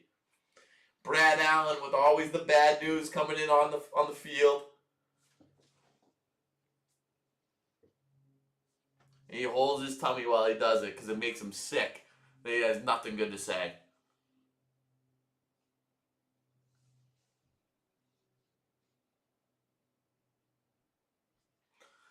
Their target field goal line is the 50-yard line. It's cool that they can do that, but I don't like an NFL that you can only get to the 50. You only need to get to the 50 to get points. Because you see the evolution of the kicker. These guys are kicking it farther and farther. They're getting better and better. And it keeps moving back. That target line keeps moving back. That record of longest field goal seems to get broken every single year. Lawrence in the shotgun. Taking some time to throw a little dump off to the left, get out of bounds. He does. He probably could have got some more, too.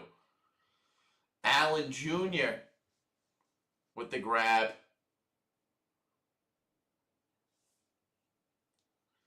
Cam Little has 2 of the longest field goals in NFL history, a 67 and 68 yarder. That's insane. But look what I'm saying. Chase McLaughlin got three of the 5 longest kicks in NFL history were this year.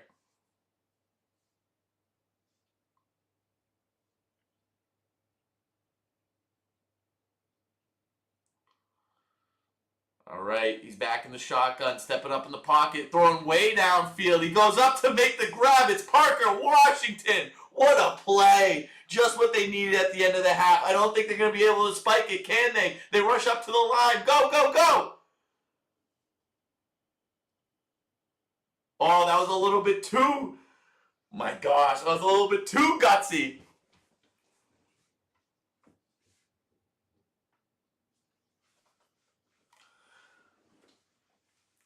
Lawrence, you got to get out of there. Let them make the play. Let them make the play. Oh, like the woman with the same type of hair that he does says, hold on, honey.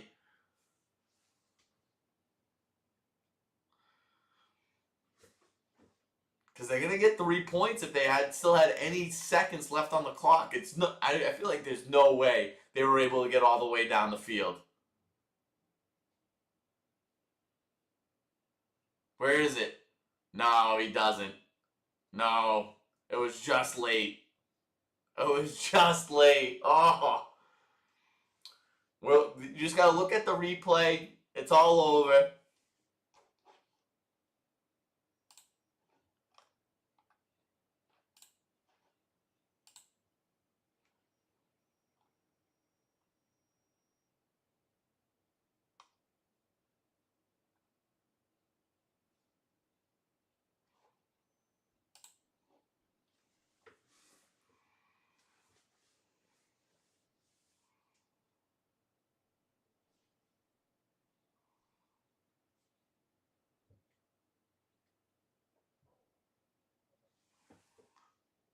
Like, how is this not like an NBA game? How do we have either 0 seconds or 1 second? There's got to be a 0.3. There's got to be a 0.4. Do we have a way of looking at that other than the very finite 1 and 0? The on and off? We need some middle ground. Wow, they're giving it to him. They're giving it to him. They got the snap off in time. They're able to kick a field goal at the end of the half.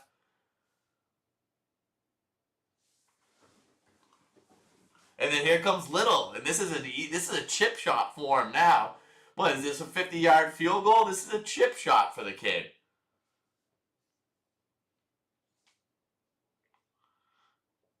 Before it hit 0, the center's hand was starting to move. The official ruling.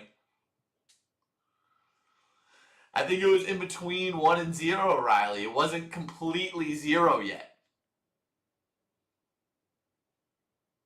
It wasn't completely 0.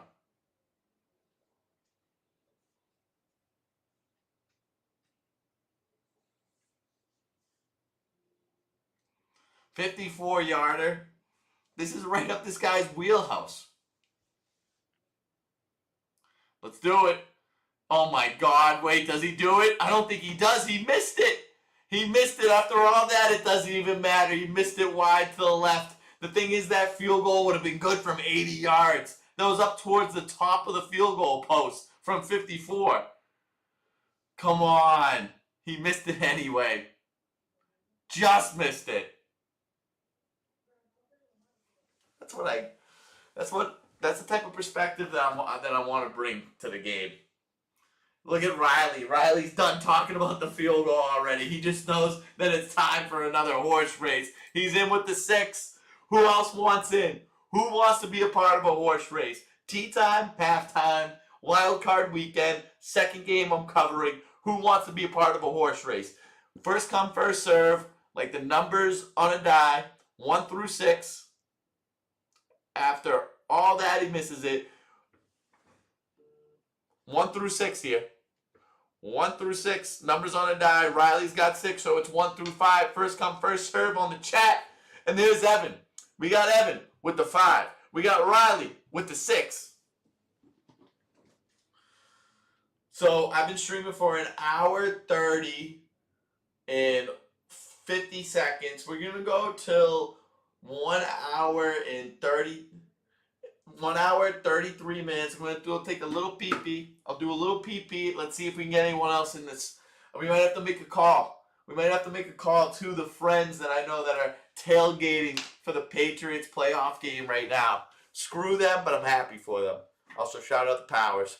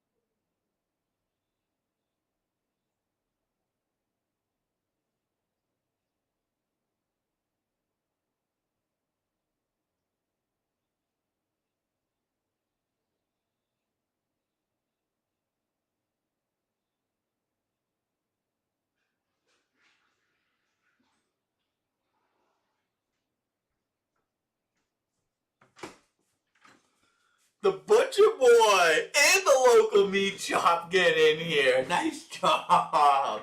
Nice job. All right, so we got 3, 4, 5, 6 all taken. We got local meat shop with the 3, Butcher Boy with the 4, 5 with Evan, 6 with Riley.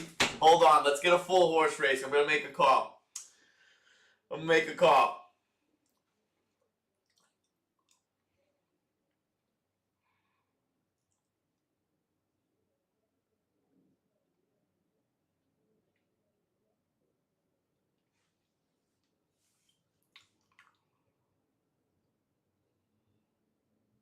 If you don't answer the bell. He didn't answer the bell. We got enough people. I'm very okay. 4-person horse race, I'm very okay with that. All right, let me get the horses in position. Everyone at the starting gate. And let's have some fun. Come on now. Ooh, itchy nose. Okay. Bring it to the down low position. Bring it up there. Oh, there it is. in all its glory. In all its glory, the horse racetrack. All right, here we go.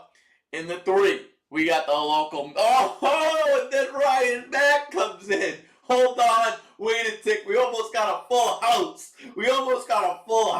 This is a big one. Guys, the winner, and this was decided by Evan. Shout out to the Tea Timer Evan. The winner of this month's horse race giveaway gets a $25 bet from Tea Time towards the Super Bowl. It could be just for a team to win. It could be on the over-under. It could be on heads or tails. It could be for the wildest parlay that you ever imagined. $25. All right, in the 2 spot, we got Ryan Mack. In the 3 spot, we got the local meat shop. In 4, we got Butcher Boy. 5, we got Ev. 6, we got Riley. And here we go. It's a 5 to start off. Evan, he's looking to go back-to-back on him tonight. And there's 6, Riley and Evan. They get rewarded. They're the ones in here. They're the ones making moves, so they get rewarded. And there's 3. The local meat shop getting involved, too. In a 5, okay, another 5. That's 7. Looking for the other horses to get off the tracks. And there's 1. 1 is available, the only horse that's not taken. And there's another 6, Riley and Evan. They're in first place where they belong. 2 and 4 looking to get out of the gate. Another 6, and it's Riley. 6 is always going to stay hot. It's 1 again. We need 2 and 4. We need a full horse race going.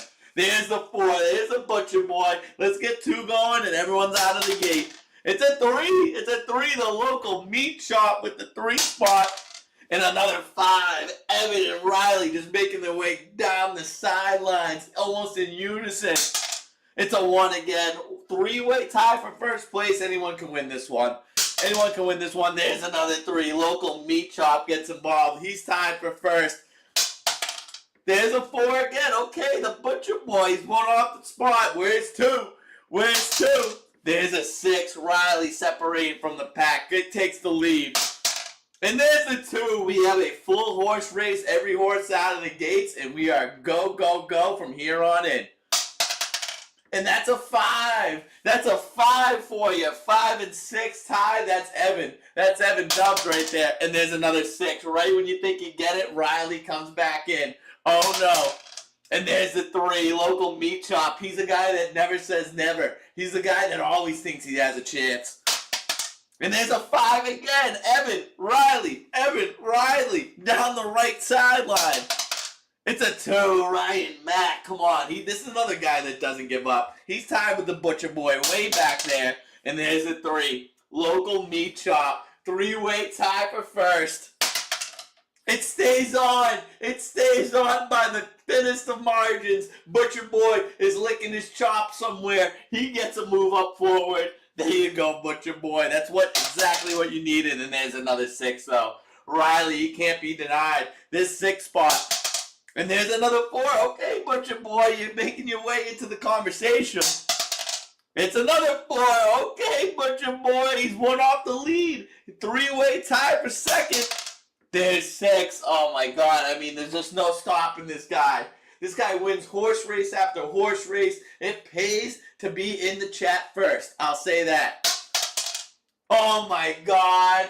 You can't stop this guy. You can only watch. There's another 6. And Riley gets another win. GG's in the chat. If you are a gentleman, if you are a true tea timer, GG's in the chat for Riley. That's a good win. That was a good horse race. But when you always get rewarded, if you are the first person in, if you're the first person in the chat, first person claiming a spot, most likely you're going to get that 6, and then you're going to win. Riley is a pro. I mean, it's really a battle of who's going to get the 6th spot first. That's the thing. All right, we're going to the horse race leaderboard. Riley, he goes from 3 wins to 4. Solo lead. But, guys, it's wide open. Local meat shots up there. Evan W's up there. No, so we're missing a couple. Butcher Boy's not up there. Ryan Mack's not up there. We got 2 more horse races before the end of the day. So get excited for that. There's still some opportunity. So we move on from the horse race. We move to the segment Old Tony Gives It a Go.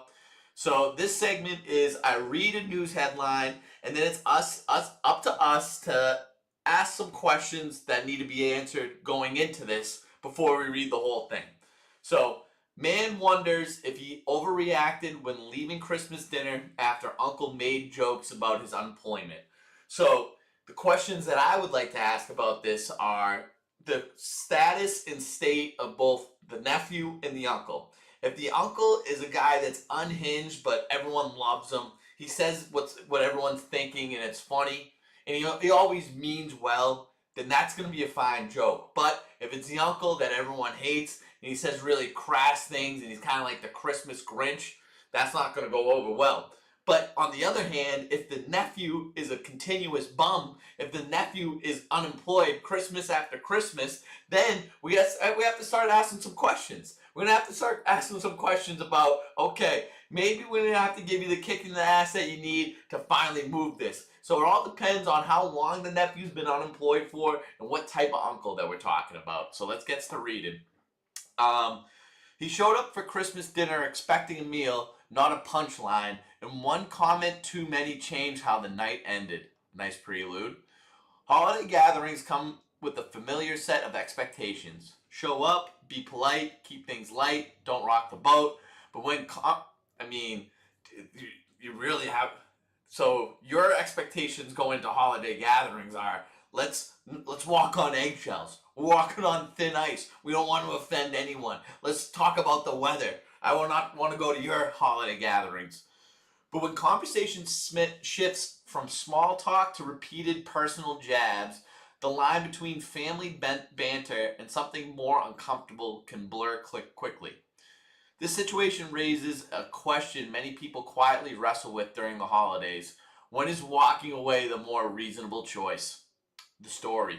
A recent Reddit post asked, am I in the wrong for leaving Christmas dinner after my uncle wouldn't stop making jokes about me being unemployed? He said he's been out of work for a bit, but is actively looking and doing interviews. How long is a bit? Out of work for a bit, how long is a bit? It's no secret he's out of work, but he didn't want it to be the main topic of conversation. At his family dinner, he did everything he could to get through it. He brought dessert, cleared plates, and was polite to his family. So if no other Christmas dinner, he wasn't bringing desserts, he wasn't clearing plates, he wasn't polite, and now he's just decided to do this because he wants people to not make fun of him not having a job, that's raising some red flags. I want to comment. If I'm the uncle, I'm going to want to comment on that. His uncle started with a few comments about him getting a real job. Then he just laughed off and responded that he was on it. Okay, I like that. Also, what was his job previously? Get a real job. Was it on YouTube? Was your job on YouTube, you friggin' bum? Is that what you do? Having fun on YouTube? Doing that live, whatever it is, that podcast? His uncle kept going all night, making comments like, must be nice having a permanent holiday, and maybe Santa can bring you a CV. That's a great line. That's a great line. Oh my god, I mean, it depends, like, what I'm starting to wonder is what the relationship you have with this uncle is like. Because, I mean, for him to be cracking these type of jokes, it seems like you guys would be comfortable with each other, but maybe not. People laughed at his comments, but no one told him to stop. Alright, I mean, that's an important part too, so he wasn't going overboard to everyone else's standards. This happened 4 or 5 times, and the poster of the article said, can you drop it? I'm here for dinner, not to be roasted. Wrong thing to say. Also, 4 or 5 times, that is a lot. That is a lot to go with. But you can't go with, I came here not to be roasted, because that opens up the floodgates from there. Everyone should be roasting you from then on. It's like those people with the plane or guiding the plane, the air traffic controllers, full steam ahead, take off. To which his uncle told him that it was just banter and not to be so sensitive. Yep, that seems about right. At that point, the poster stood up and said, Merry Christmas to everyone, and left. His mom contacted him and said that he had embarrassed her and should have just ignored the uncle because that's how he is. So he is like this, but everyone's laughing at it, so it seems to be likable. And that his leaving made things awkward for everyone who was there. That's 100% right. He asked for opinions on whether he was in the wrong for leaving instead of sitting there and taking it, and the comments came pouring in. All right, we're almost back. We got Liam Cohen interview. Hold on. I want to get a little bit more of the story. There was a constant undercurrent throughout the comment section, and a few of them are featured below. That is how they are. Is enabler language for your feelings don't matter. These people online in these forums. Oh my God, my feelings matter at the Christmas table. Just toughen up. If you can't take it, and if you're not able to dish something, this uncle can't be perfect. You got to be given something to give back. Oh, that's brutal. That's brutal. I hate this. Making that statement is basically like giving that person a free pass to avoid owning up to what they say. Just because something is a certain way doesn't make it right. And if the person who is in the butt end of the joke is uncomfortable, it shouldn't be happening, no matter if it's typically the norm or not. You just gotta be able to take that shit. You can't turn to Reddit. Here we go. She's embarrassed to have raised the kid with the spine she never had. Harsh sentence to read, but it may have some truth. If his mom never stuck up for anyone in the family like this than he did, he should be proud of it. He wasn't disrespectful. He was standing his ground about not making it the day's focal point. That is so untrue. By leaving the dinner table, and just leaving the event, you made that the focal point. You made your uncomfortableness, your softness towards the situation, the focal point of that dinner by leaving.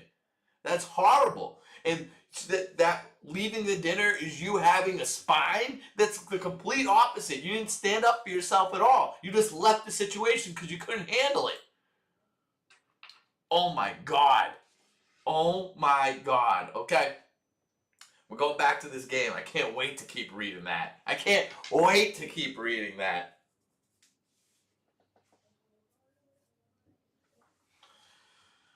All right, Buffalo starting with the ball in the second half. Khalil Shakir with another grab, it seems like. 6 grabs for 41 yards. A little play action. Josh Allen making a throw downfield, and it's Khalil Shakir again. Getting a lick in, but he gets a first, and he's flexing on him. He's starting to get into a groove.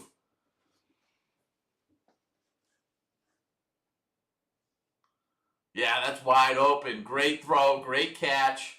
Gain of about 15, 20 yards right there. Let's keep it moving. Josh Allen meeting in the backfield. All right, he's under center now. He's probably going to do a pitch play to the left.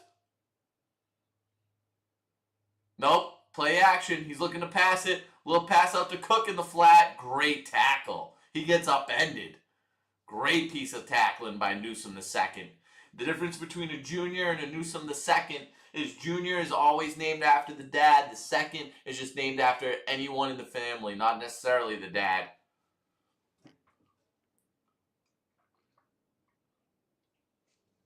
Looked like he was doing a little break dancing right there, standing on his head.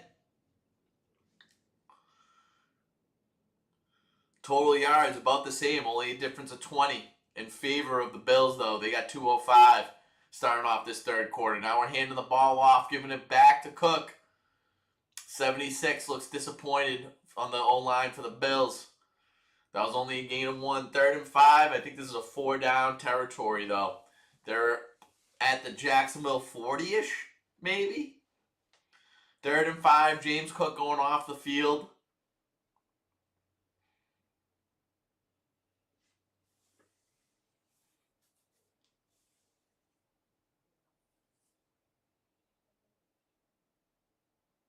Ray Davis to his left. 3rd and 5. They are at the Jacksonville 40. I wouldn't mind a run play right here. You go for the next one no matter what. Khalil Shakir, he's looking left. He wants Gabe Davis. He's got Gabe Davis. Is it a first down?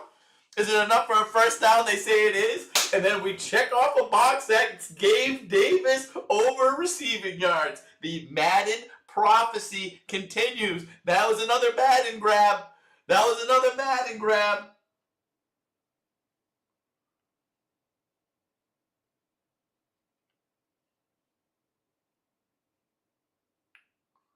There we go, Gabe. That's enough to you getting a first down, getting over 10.5 yards. The Madden prophecy. He's looking to make another pass. He's stepping up in the pocket. Great tackle. Josh Allen on Josh Allen right there. Yeah, I'm looking at the Madden prophecy picks.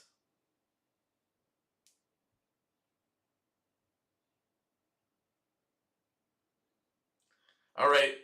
Bills, the over in this game, I think the over was like 52.5, so I don't know if that's going to happen anymore. Gabe Davis over yards, that happened. Shakir touchdown. That's what we'll look at next.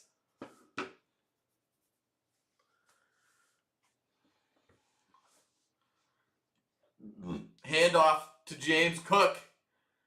Wow, 79, bowling guys over. Gain of 3 or 4. They're taking their time on this. More than 5 minutes into this drive, and they're still going. 3rd and 5.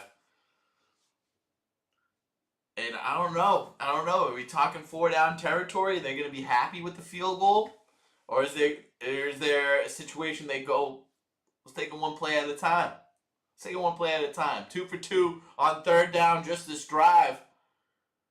We got Ray Davis in the backfield with Josh Allen. Josh Allen commanding the offense, making some calls at the line of scrimmage. Shakir to the left side. Oh, wait, we got a penalty. False start.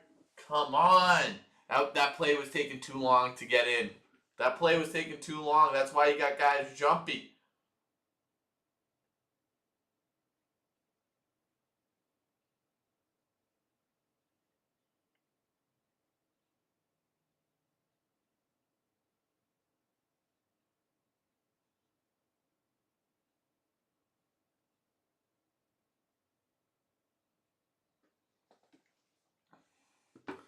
All right, Josh Allen in the shotgun again. Goes from 3rd and 5 to 3rd and 10 after the penalty. He's looking to the left. He's throwing left. A little angle route to Shakir.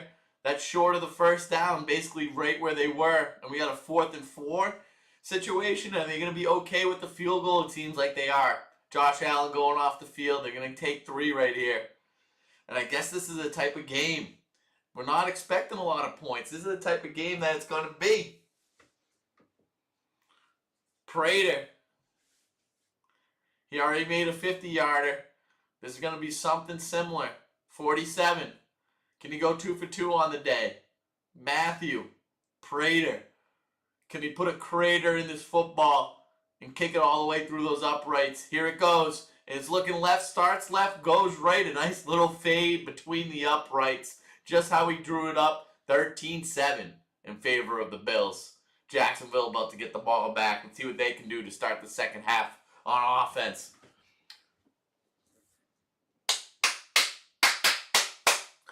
All right, we're going to continue with this story where the title of the story was, or had to do with, was this guy is this guy, this was a Christmas dinner, and the nephew was getting made fun of for being unemployed by his uncle. And what they're wondering is, was the nephew in the wrong for leaving the Christmas dinner table and leaving the party because he was getting made fun of so bad? And this is the part of the story where we're talking about he posted this on Reddit, and the Reddit commenters are coming to have his back. The uncle sounds like a family bully. People let him get away with it all along. Good for you for walking out. He really is a bully. Maybe making one joke can land okay, but doing it over and over again is literal bully behavior. He was rude and unhelpful. You politely asked him to stop. He didn't. You did not embarrass anyone. Your uncle did. And I am very disappointed that your mother didn't have your back. Honestly, that's a part of it too. That's a part of it too, where my mom, especially if it was going over and over again, she would have went at this guy's neck. Oh my God, he would not have lived to see the day. and, but also, my mom would not allow me to leave the table either. So there's a little bit of give and take in there. It's so hard to read this and decipher exactly what happened that day. Maybe the mom said something after he left, but more likely from her comment to her son, she didn't. What is the reason why no one stopped his behavior from happening? Maybe they were worried that he'd turn and start making fun of them instead. Are we really this afraid of this guy? Someone there should have stepped up and told him to drop it. Anyone could have told him it was enough. Anyone. You were politer than I would have been. That seems to be the thought of many people. The poster was really, really nice in what he said, and there are people who would have chosen a lot different words. Can we get someone from the other side of the aisle? You're just picking the stories that go along with what you want. You want everyone backing you up saying that you were in the right. A bully is a bully even when they are family. Facts, family. Facts. Family doesn't mean that you have to take their grief. Bullies can be in all different ages and relatives, and it's still never okay. I can't believe there's more to this story. I'm pissed off. That's usually where you stop. That's usually where you stop. I'm done with this. This guy was soft. For him to politely ask, hey, can you please give it a rest? I didn't come here to be roasted. It's Christmas dinner. Just step up and say something. Say something mean towards him. Who cares? Who cares who's being more polite at that moment? You gotta stick up for yourself and bring something to the table other than your scared ass with your tail between your legs.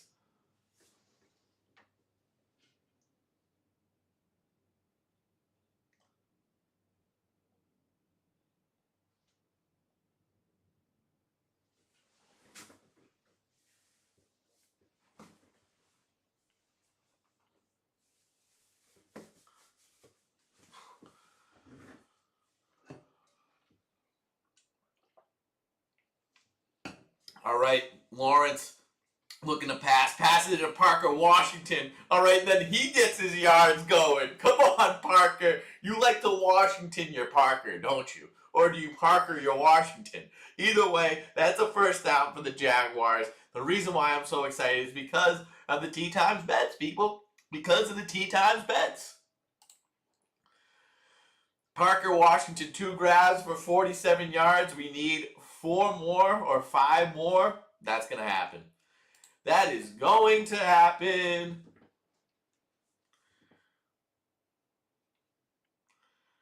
All right, he's tossing the ball. Nice toss to ETN for a first down and then some, even more. That's a gain of 20, 25 yards. Oh, wow, look at that play by that Jacksonville girl. A little bit of... I'm so excited. I'm so excited. Duval. Nice shape to her, too, if I do say so myself. But this is a football show, am I right? No, it's not. Oh, big block. Jacoby Myers with the backside block on the DN. And we got a little 6-7. Oh, look. Romo knew it, too.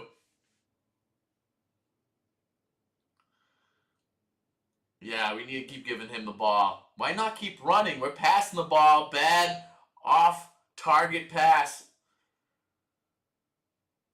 Tre'Davious White, he was the number 1 receiver. I mean, the number 1 cornerback in the league for a year or two. Got injured. He's still doing it for the Bills. Why aren't we running the ball? The Bills can't stop the run. We have a chance, or Jacksonville has a chance to take control of this game by running the ball. They can set the tone, they can set the pace, and they're not able to stop them either.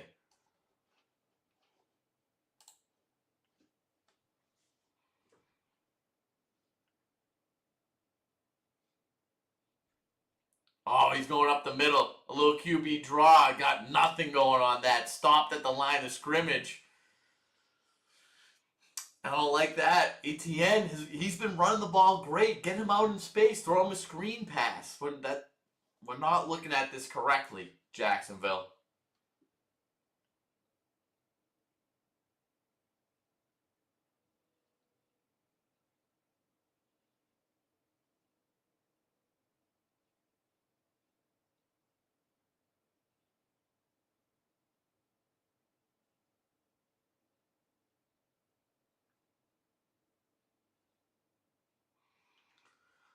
All right. Lawrence in the shotgun, takes the snap, looking to pass, stepping up, throws it downfield. Oh, what a play. Tre'Davious White stepping in there. That looked to be a touchdown for sure for Strange. Not so much. Great stop. Look at that. He was going right up the seam. He makes a cut on the ball, almost an interception. Oof. Great defense. Great defense by White there. All right, we'll take 3, though. If you're Jacksonville, you take 3 there.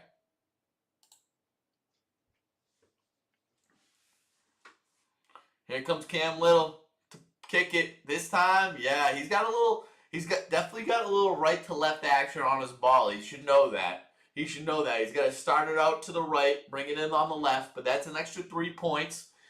13-10 in favor of the Bills. They're going to get the ball back. They're trading field goals back and forth.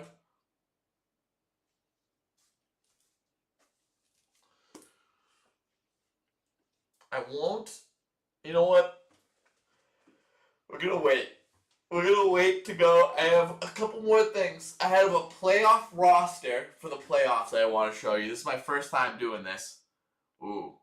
A girl looks at you like that. Let's see what Christopher Walken has to say.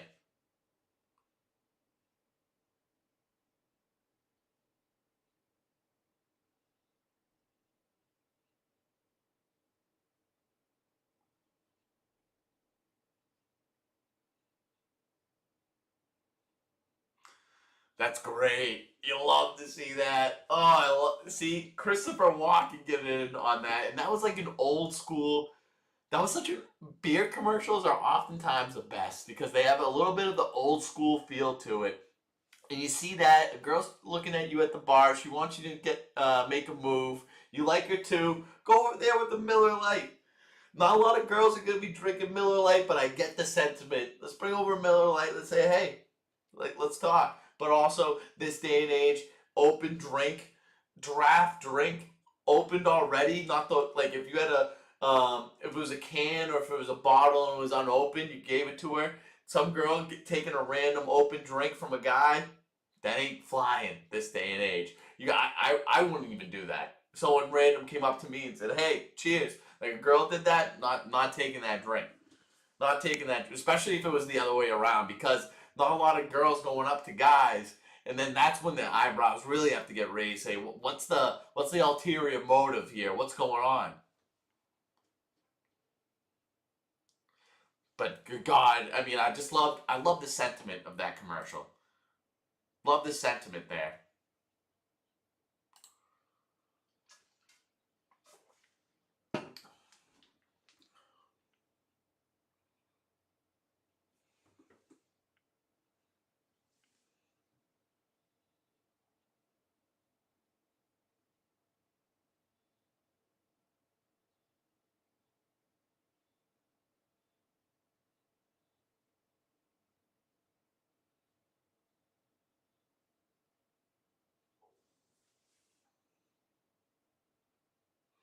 All right, kicking off to the Bills. We got Ray Davis taken out of the back of the end zone.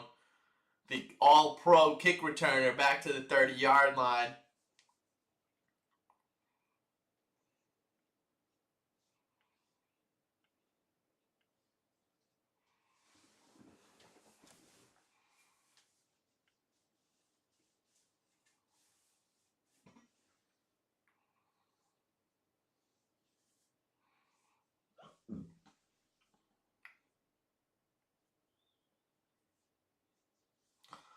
Bills don't win in the playoffs on the road. Something to pay attention to.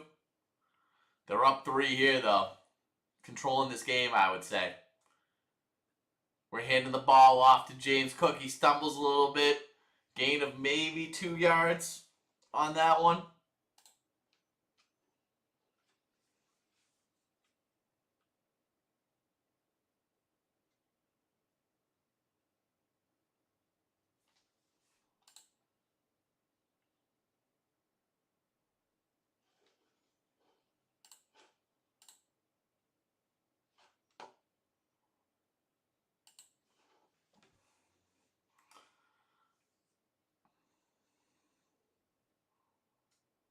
2nd and 8. 5 minutes left in the third quarter. Allen in the shotgun. Lifts his leg, takes a snap. He's looking right, he's rolling out. He's under pressure, and that's a sack right there. Josh Allen on Josh Allen. He never thought he'd see this before. But yes, that's your black brother, your black half-brother, who's Josh Allen as well, taking you down.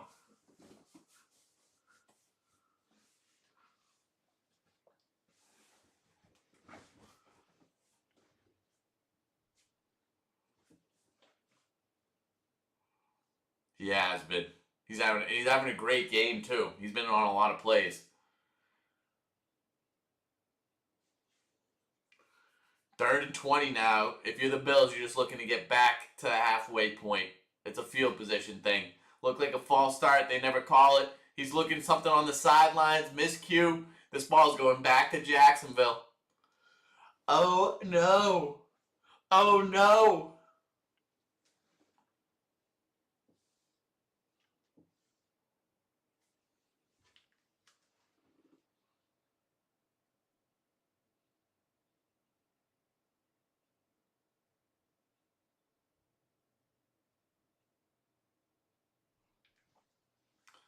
All right, we got Wisnowski getting ready to punt. Number 19 on the Bills.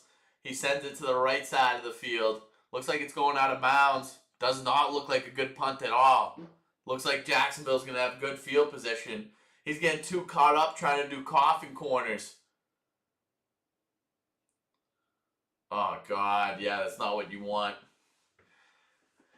All right, there's a couple things that I'm still looking to bring up, a couple segments, and we're going to go with winners and losers. Hold on. This is not showing enough me. And that's showing, because I still want the TT to get, yeah, that's perfect. That's perfect. Can we get down and all? I didn't know it went that low. Okay. Now we tilt it back up. And now we're perfect. Okay. So, winners and losers of each team from each game yesterday. Rams, winners and losers. I'm going to go with the winner of that was Sean McVay. A lot of things going wrong for his team. There was turnovers, a bunch of penalties, muff punts. Somehow he was able to pull that off. Actually, the muff punt was on the Panthers, I'm pretty sure. But either way, his prowess as a coach, you were able to see that he had been there before. That's why I think he was a person that won that game for the Rams. And you could, whenever they panned to him on the sidelines, he was incredibly pumped. You could see how much he cared, how much he wanted it, and for there to be rumors that he might retire as a coach, he looks like he wants to coach for the next 30 years of his life. Honestly, the loser of that for the Rams.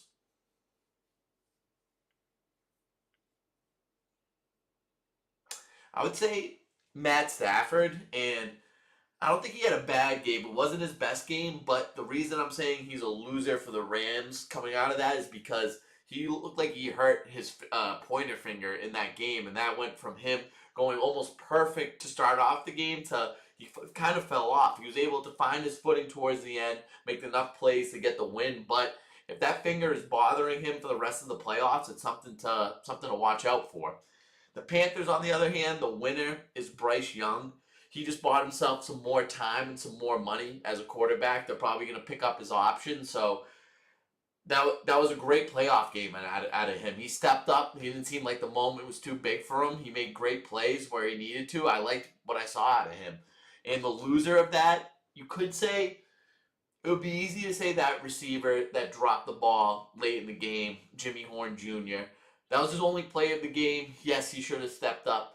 Honestly, I blame more the defensive coordinator on the Panthers. That team, they were able to stop the Rams for the most part. Even though the Rams scored a bunch of points, they were able to stop them when they needed to, a high-powered offense. And they changed from man defense to zone defense on that last drive for no reason.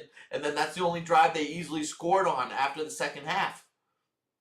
All right, give to ETN to start it off.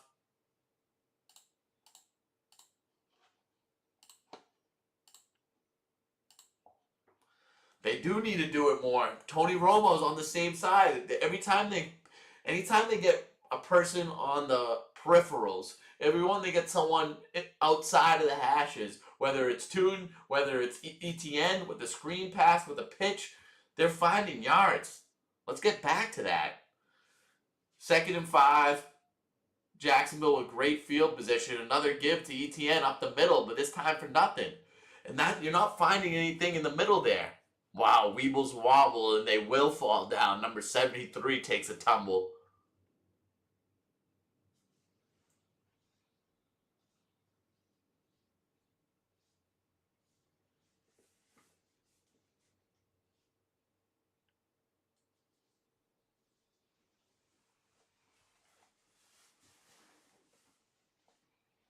Oh, Poyer went out for the Bills. That's big. He's one of their best defenders, I think. Lawrence in the shotgun. He's looking right. He's throwing right. He's got Parker Washington. No, that's BTJ, Brian Thomas Jr. with the catch. He's coming up clutch today. Every time they've rung his phone, every time they've looked for him, he's answered the bell. Great throw. That was a great throw. That was a great throw. Something to pay attention to. All right, we're into Bills territory. A play on the peripherals like we've been asking for. That's a gain of 4 yards. That's better than what you've been doing in between the tackles. I don't know why 36 is getting the ball, though. Needs to be ETN. Needs to be Tootin. 36 should not be into the rotation right now. It's the playoffs. It's the playoffs. These guys should be more than ready to get the ball.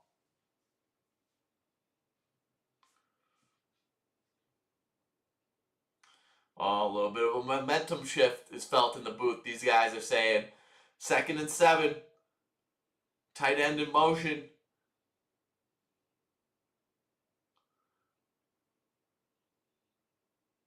A little play on the peripherals. A toss to ETN. He's got yards and then some. Big hit on the sidelines. But a gain of 4 right there. We're looking at 2nd down and 3. I mean 3rd and 3. 3rd and 2. This is exactly what you need. Short down situations. Make it easy. Run the ball till you can't anymore. Especially with these pitch plays. You found openings on the outside.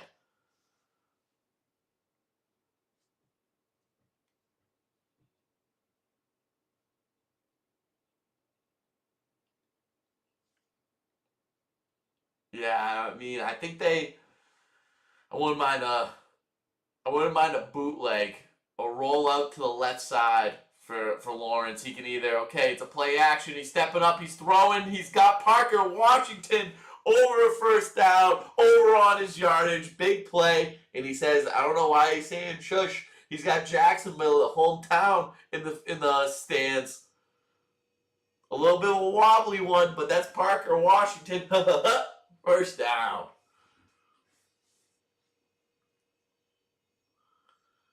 Oh, we love that. We love that. So that was not on the prophecy. That was not a part of the prophecy. But if we are looking at T times bets, that's a 2 for 2 right there. Gabe Davis, Parker Washington, both over yards. Here's Lawrence. He's in the red zone at the 16-yard line. The Bills fake handoff, play to the left. Parker Washington on the peripherals. Gain of 4 or 5. End of the third. End of the third quarter, going to the last quarter of the game. 13-10, and Riley, he gets involved. He wants it. He's got a horse race coming up, and he knows that he wants 6. If anyone else is in the chat, if anyone else is tea-timing right now, you pick a number between 1 and 6, like the sides of a die. They correspond to a horse on the horse race board. You get your number called enough, you win the horse race. You win enough horse races within a given month, within this month, $25 bet on T-Time.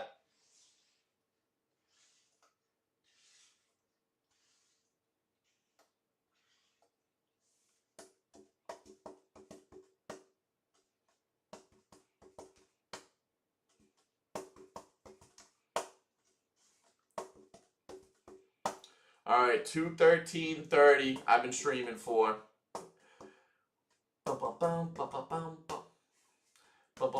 Does anyone want to go against Riley? We're going to wait another minute to see if we can get someone else in here to go against you, Riley. Otherwise, you're going to have the evens, and then you're going to have to pick someone on the horse race leaderboard to get the odds to go against you.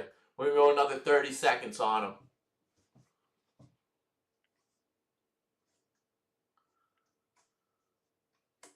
It really is impressive. Right when that quarter ends, you are right there. And it's not just by circumstance and happenstance that you are at the top of the horse race leaderboard every single month. It makes sense. It makes sense.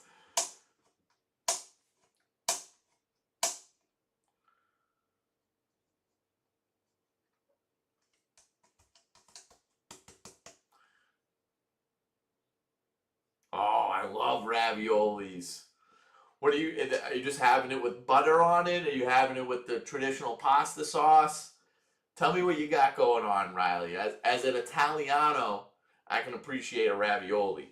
All right, Riley, you got to pick someone to go against. You're going to get the evens. Who's going to get the odds?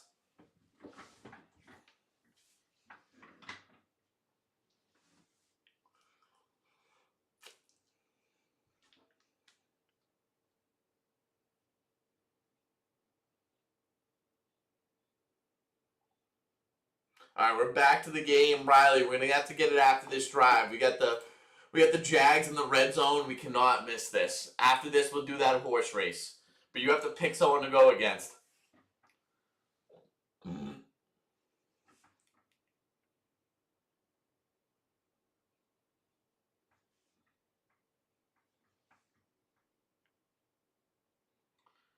Lawrence, he's in the shotgun, 2nd and 6, start of the fourth quarter. Looking at the right, he's throwing right quickly. That's Parker Washington again. He dives forward for a first down. Does he have enough? I think he does.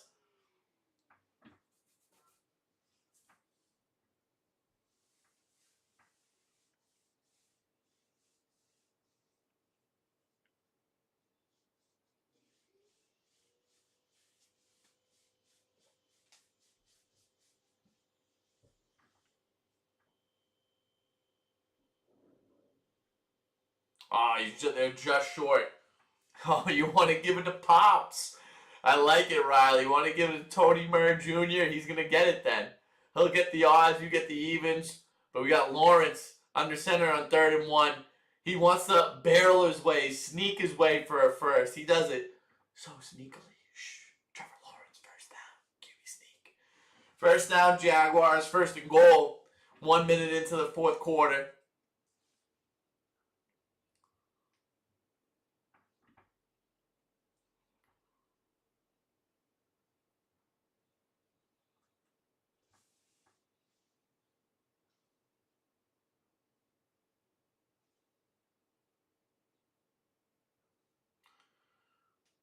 Lawrence and Jacksonville Jaguars. They're at the about 6-yard line of the Bills, looking to make a play happen. He's going to rush it in. He wants to. He's got nothing.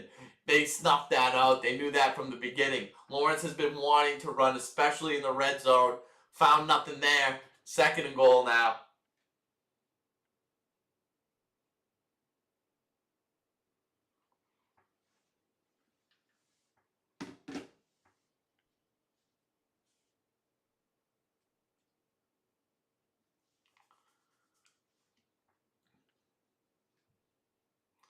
All right, he's looking to pass again, Lawrence. He's got time. He steps up. He throws. Who's he got? Parker Washington, touchdown.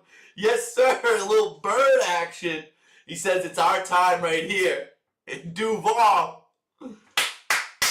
Wow, what a throw. Tight window throw coming from Lawrence.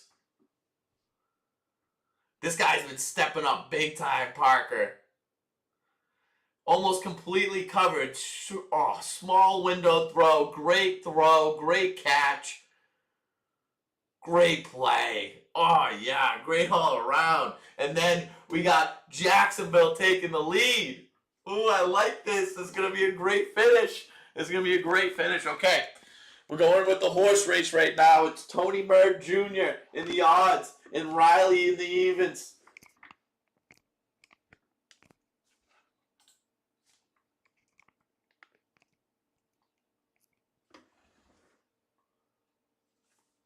It's working. It's working. Come on.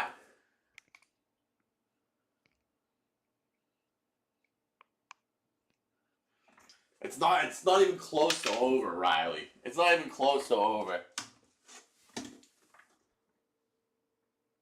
Yeah, there we go. All right. Riley, you got the evens. My dad, Tony Mert Jr. in the odds. Let's get it cracking. Let's go. And that's a 4. That's Riley. I mean, this guy can't stop winning. He's doing, there's a 1. Okay, Tony Mert Jr. getting on the board. And there's a 6. Riley might get the outright victory. 1, 4, 6 on the board. And there's a 5. Okay, can we get 2 and 3? I would love a 2 and 3. You know I love them all. Yeah, there's a 3. Let's get a 2. Let's get everyone lined up and even. Oh, it's another 3 right there. That's for Tony Mert Jr. though. And there's a 5 for Tony Mert Jr. The odds are starting off nicely in this one. And there's a 1. That's an odds brigade moving forward and moving into the first position. And there's a 4. Riley, you tie yourself right there. And a 2. 2's out of the gates. Now we got a full horse race board going. It's a 2 again. 2 ties it up. Can we get a 6? Can we get a 6-way tie? Yes, we love that. Down the line, 2 spots away from the finish. It's basically like a shorter race now. Everyone started from the same point. Now we go. It's a 5. Tony Mert Jr. with the odds. He's in the odd spots. And there's another 5. 5 breaking away. 5 doing what it needs to. And there's a 1. The odds are coming to play right now. Odds are coming to play. And there's the 3. There's our odds all in a row. Can we get another odd? Can we get, nope, Riley, he's still in this thing. There's a 6 moving forward. And there's a 1. 1 and 5 tying right there. There's a 2. There's a 2. 2 and 3 top right there. 2 again. That's a Riley right there. 1, 2, and 5 tied for the lead. And there's the 4. Riley coming up the, oh my God. That means everyone's within 1 spot. There's a 1 all the way in the corner, but that'll work. That's the odds. Takes the lead, Tony Mert Jr. And there's a 5. 5. 1 and 5. Daddy-o. What do you say? There's another 1. There's another 1. You're almost there. Can Pops do it? There's the 3. It's been, whenever it's odds, it all goes in a row. Whenever it's on, and there's another 3. 3 and 5 tied for second. All the odds in the lead right now. And there's another 5. 5 and 3, or 1 and 5 tied for the lead. There's 6. Can never forget about the 6. 6 is always in play. You always got to worry about 6. It's almost like Josh Allen. There's a 2. Okay. This is becoming a little bit closer than you'd like. There's a 6. Oh no, now the evens are gaining some steam. All in a row, the evens getting it done. There's a 2. 1, 2, and 5 all tied for the lead. 3 in the lead. There's a 2. 2 coming in strong to end the race. Can we get some odds? Can we get some odds? There's a 4. Now it's all evens. We saw a lot of odds. Now it's all evens. There's a 5. Okay, 2 and 5. 1 away from winning. Who's going to get it? Odds or evens? It's a 2 with the dramatic spin at the end. Riley gets another horse race victory. This dude cannot be stopped. He can only be slowed down, and that's not even happening either. Riley, you win another horse race. GG's. How did you miss? How did you miss, man? Come on. All right. We got horse race leaderboard. Riley, he's got 5. He's really separating himself from the pack.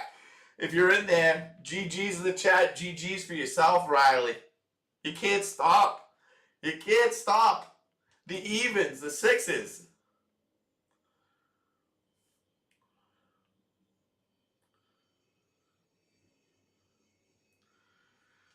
All right. 12:55 left in the game. Bills down by 4. Starting at the 35-yard line. Keon Coleman moving back and forth in the formation. Toss to James Cook. Oh, nice run. Nice run on first down. Gain of about 6 yards.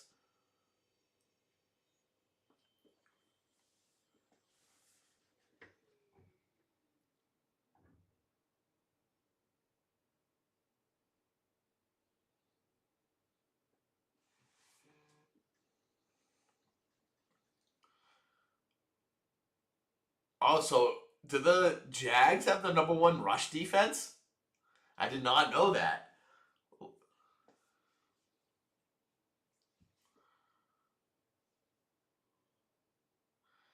We're faking the handoff. Allen looking to make a throw. He gets tackled at the legs. Will they make a call? I bet he's going to be looking for a call. We're going to pan back. He's going to be looking at the ref. No, he just takes it. These playoff games have been great. Every single one of them. Look, oh, you can tell. You can tell just by people coming around his leg area that those injuries that he was taking before, he's taking that into consideration right now. He's not feeling steady on his feet. 3rd and 4. Jacksonville showing their power and strength right there, what they're known for. They're beautiful women. And they're known for their 3rd down stops too. Let's get it right here. He's looking left, making a quick throw, and he does exactly what's needed on 3rd down. That's a 1st down, Kincaid. Ball moves forward. Clock keeps moving. I would not be surprised if Buffalo scores on this drive.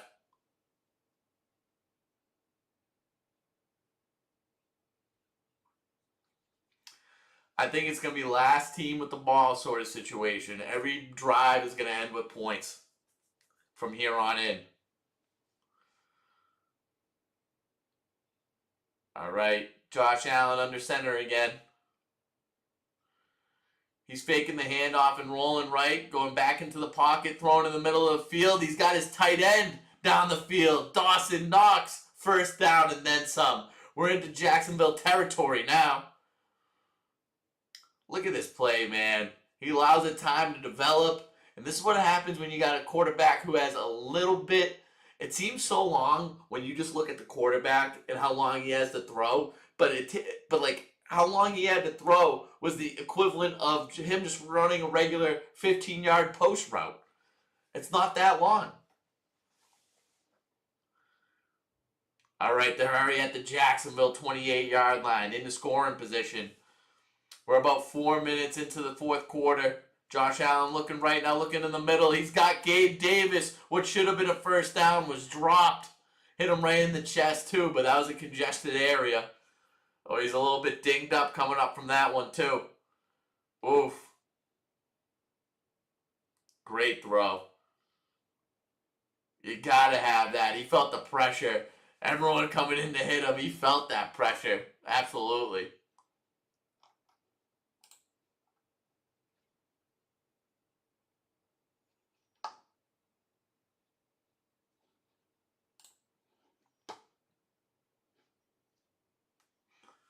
Oh no, Gabe Davis going out. Honestly, they don't use him that much. He's out on the field a lot. They don't throw it to him, but he seems like an important player to have out there.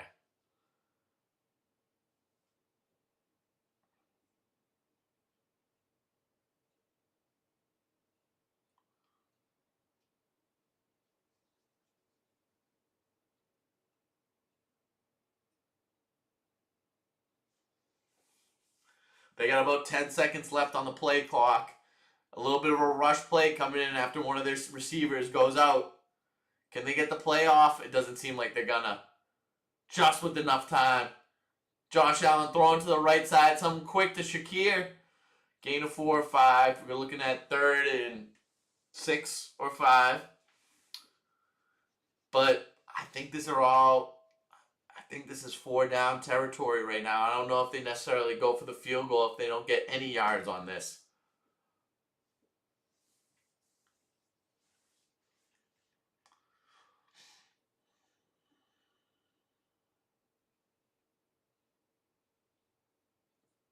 Nine for 9 to Shakir. He's been really involved.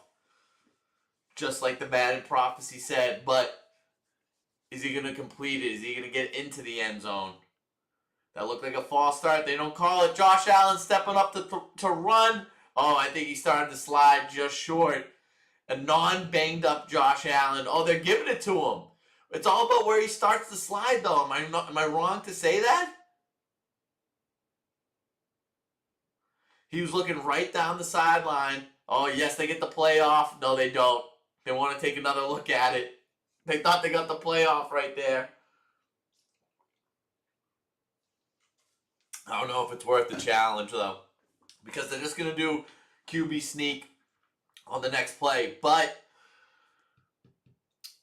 a non-banged up, a non-injured Josh Allen is not going down right there. He's diving forward. He's taking the hit.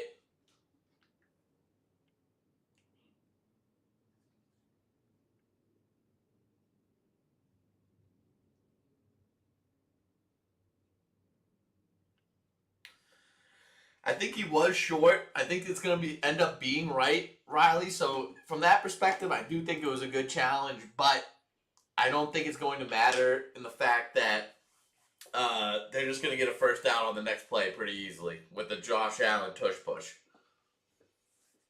Oh, so we're talking winners and losers from the games yesterday. I already did the Panthers-Rams game, and I'm going to talk about Bears-Packers game, winners and losers. Winner on the Packers side, Jordan Love. He threw for 4 touchdowns yesterday, no picks. He choked down the line, no doubt, but he kind of did what he needed to. LaFleur, on the other hand, Matt LaFleur, he is a loser in this situation. They have lost way too many close playoff games. He might not have a job. They might just want to do away with him and start afresh. So I would say he's the big loser on that one for the Packers. Winner for the Bears is Caleb Williams. He made so many clutch throws down the stretch. He never gave up. And he's proving everyone wrong from last year, including myself. I thought he was done. I thought he was a bust. I thought he was so overrated.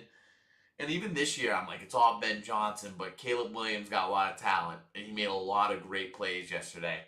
Loser on the Bears side, though, who didn't, I don't think anyone, maybe Ben Johnson a little bit, but no one, in a winning effort like that, no one actually loses, but Ben Johnson early in the game, a lot of 4th down calls that were questionable, a lot of that old Lion shit coming up, where going for 4th downs, where like, this doesn't really make sense to go for it on 4th down, and put his team in some trying situations to start the game, and I would have liked to know how much closer that game would have been if they just kicked field goals, punted the ball in those situations. Either way, they came out with the dub. You don't love to tush push with an injured Josh Allen, Riley, but it's the playoffs. It's the 4th quarter. You do it anyways. Yep, they won the challenge. We're right, and look what's coming up. Look what's coming up now. They look like they're in complete QB sneak position. Yep, tush push coming in. Oh, look, are they even going to go for it? Are they even going to go for it? I think they are. Yep, first down, Josh Allen, and then some. Couple extra yards on him. Oh my God, look at these hard-nosed individuals on the O-line. Keep pushing until they hear the whistle. That's how they teach you to play. I mean, talk about prophecy. That's exactly what I said. They would win the challenge. Josh Allen first down. It was all for nothing. Great play. You follow your left side of the line behind Dawkins. You make a move. And now it's first down and we're moving.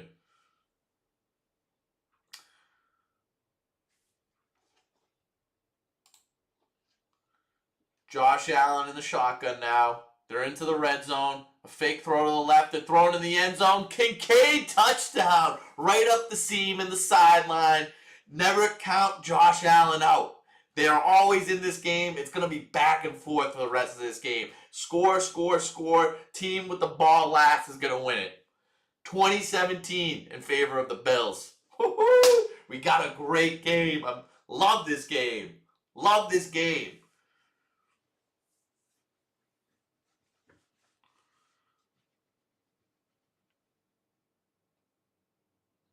Oh, you love that. A fake screen on that route, too. Oh, we love that play design. I wonder if they already thought of that. They must have. I mean, you got to give these guys credit. The people that coach at the high level on the NFL, the head coaches, the OCs, the DCs, you got to give the OC credit there. He definitely knew that they were going to get the first down on the Josh Allen tush push, and he had that play ready to go on the next one. Kincaid touchdown. I feel good. I knew that I would. All right, let's look at bets for the second half of the day. Let's look at some bets going down the line.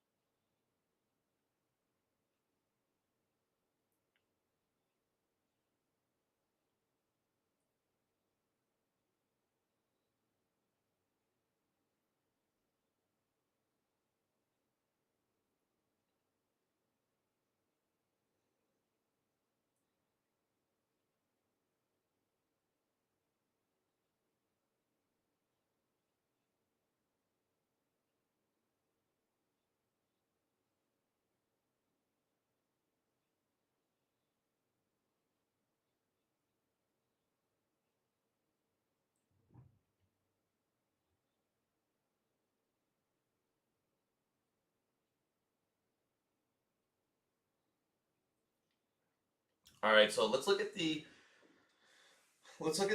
I'm going to my FanDuel, and I'm looking at some of the prop bets for the second half of the games. San Fran, Philly. I love an A.J. Brown touchdown. I love an A.J. Brown touchdown. I love a Jawan Jennings touchdown. A.J. Brown touchdown is plus 165. Jawan Jennings touchdown is plus 260. So look at this. When you look at the spread of the potential touchdown scores on FanDuel, it goes McCaffrey is the most likely, then Saquon Barkley. So what I'm pointing out is how many people there are between McCaffrey and the next likely touchdown scorer for the 49ers. So it goes McCaffrey, Saquon, Jalen Hurts, A.J. Brown, Dallas Goedert, Devonta Smith, then Kittle. So it's almost like they're not really expecting the 49ers to score at all. I like Jawan Jennings to score a touchdown. I like Jawan Jennings yards too. How many yards does he need? Hopefully, I want to guess 46. 45 and a half. Oh my God, I'm on the money. I'm on the money. Give it to Jawan. Give it to Jawan. All right. Great kick right there to kind of slow up the kick return. They only got it back to the 23, it seems like. All right, Jaguars getting the ball back. 8:50 left on the clock. When's this? Next week, we're talking about a random college basketball game? No one gives a shit about that. Is that Gabe Davis? Aw, oh, jeez. That's the end of his day, too. He's done. Man, he was limping at first, and then, yeah, now he's got the towel over his head. That speaks volumes as to how he's feeling. All right, faking the handoff, rolling out, throwing downfield. Oh, a little bit out of grasp, out of the reach for Parker Washington. That's becoming his favorite receiver.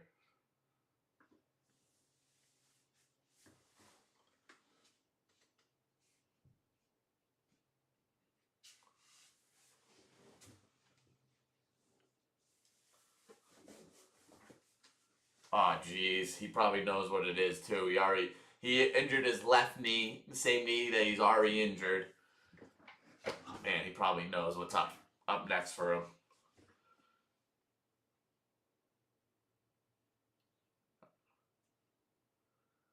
Throws it over the middle. Is that Etienne for a first down and then some? You got to be looking for this guy, man. He's going to be getting mismatches. He should be used more in this game. He's playing great. He's playing great, but not getting the ball that much. Let's see how many. So he's gotten only 7 carries for 59 yards. He's averaging 8 yards a carry. Toon's averaging 12 or 13 yards a carry. Hand the ball off more. Etienne's got 4 grabs for 35 yards. He's only touched the ball. Oh my God. He needs more. You got to give him the ball. We're handing it back off to him. And there's nothing. Gain of 2 on that one.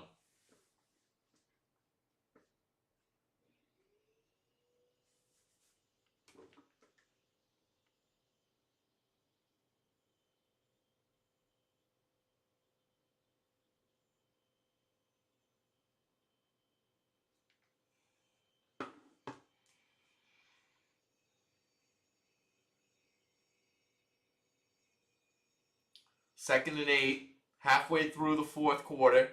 Bills with a 3-point lead.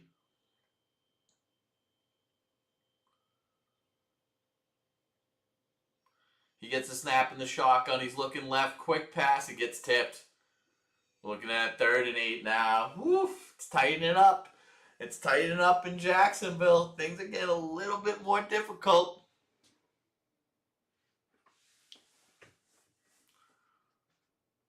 Oh, yeah. 47 just running in with his hands up. Just going like this. Block. Running in like a banshee lunatic. If someone did this where every time they blitzed, they yelled, one, you're kind of giving yourself up, but just hearing someone yelling and running after you, that does scare you. I wonder if that would change things at all. All right, he's dropping back to pass. He's got the time to do it. He's rolling out. He's going for a first. Oh, Milano looked like he was holding him up right there. But he's looking like, what did I do?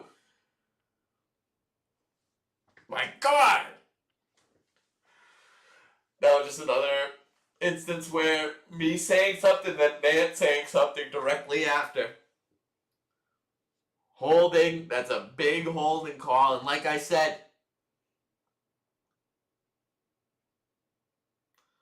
wow with that call. Just to have his hands on him, he was not being held. Jacoby was not, they called it on 47 for some reason. Oh, God. What a horrible call.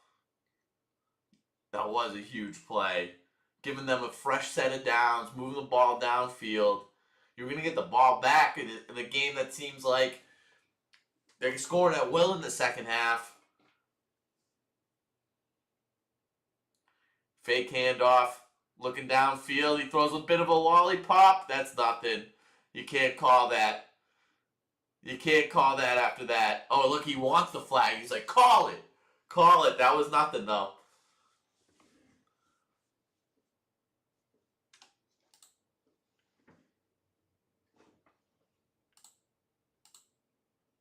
Someone just subbed, but what just happened? Either whoever that was, thank you.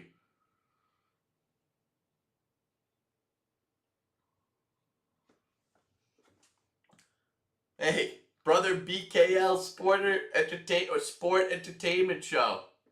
Look at that, man. Shout out to the South Bronx. I love that. South Bronx in the house. Love it, man. Oh, look at this. Big catch. Big catch from Parker Washington.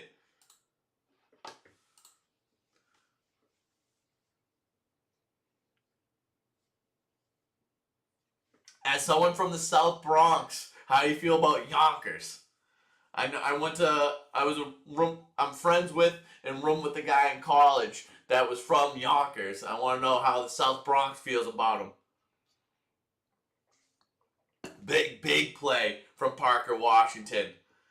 He's proven himself out there right now. He's the number one target. 7 receptions for 107.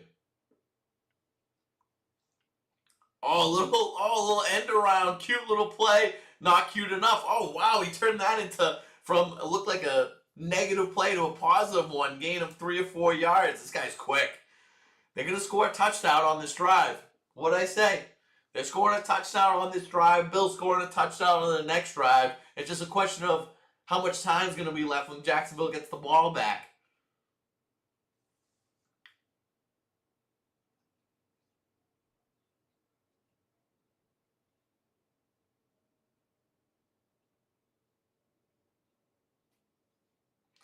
Second and 5, great gain of 5 on that end around play.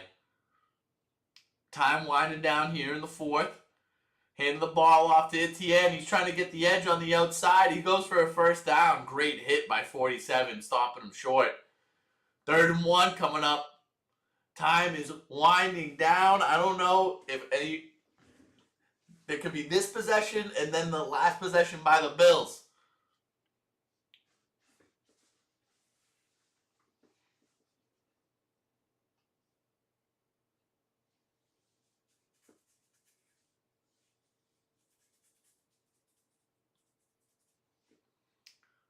Jeez. Time winding down, less than 5 minutes left in the game. Jacksonville with the ball into the red zone. Oh, we got ETN with the direct snap. It wasn't the best snap. He makes the most of it, though. First down. Lawrence blocking downfield, getting chippy. Okay, first down. They're doing the right thing, taking up all this clock right now. Keep running it until you can't run it anymore.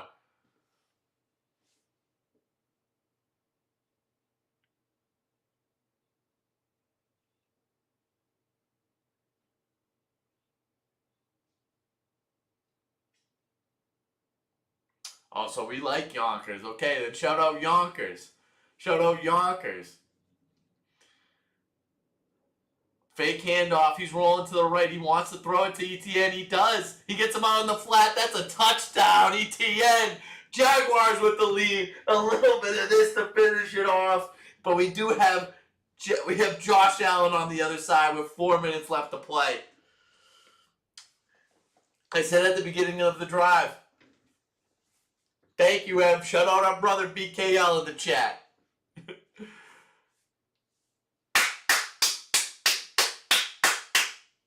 Come on.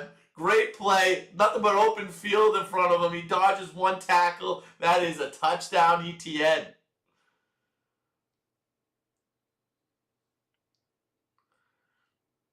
(24-20). 24-20. But you got Josh Allen on the other side with 4 minutes left to need a touchdown. This is fun. This is what this game's about. That call, that egregious and bogus holding call earlier in the drive saved them.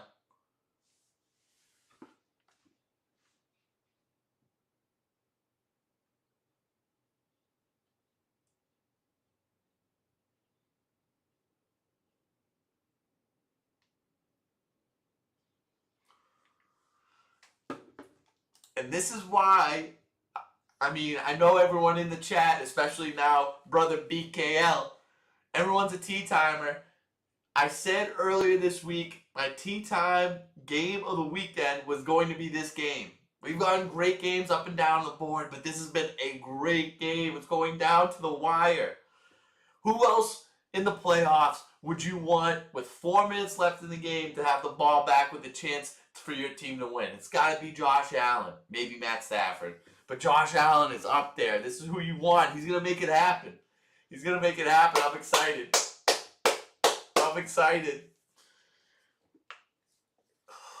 Both teams with all 3 timeouts left. So even if they score on this side, we could see Jacksonville coming back. Woo.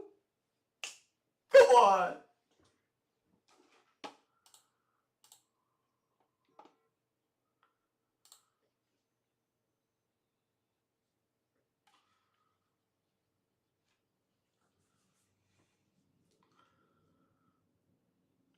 The best. And this first weekend is particularly the best. So much action. But the sad part of it all, and I hate to bring this into perspective, but sometimes you gotta think about it just to show how much you should appreciate a day like today. The amount of NFL football games each weekend keeps getting less and less. I think we're going to have 4 games next weekend. That's scary. That's scary. You didn't hear that, right? Jacksonville up 24-20. 4 minutes left in the game. Josh Allen going to get the ball back. All 3 of his timeouts.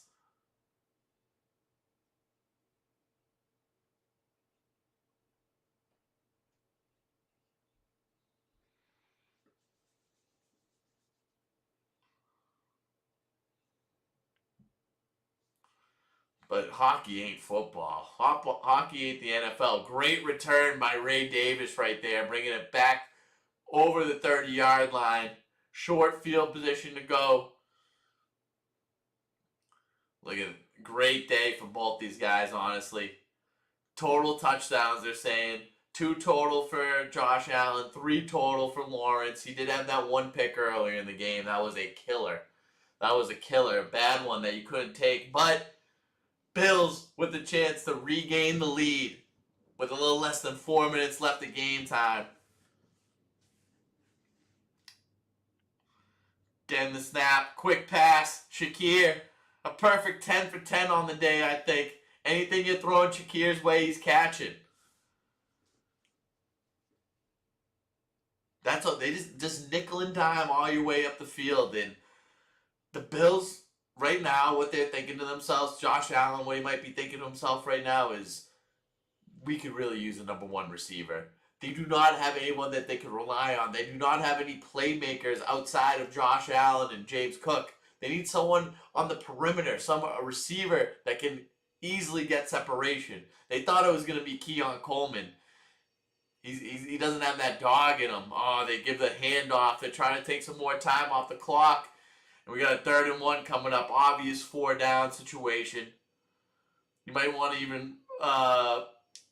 even sneak this with Josh Allen. It looks like that's what they're going to do.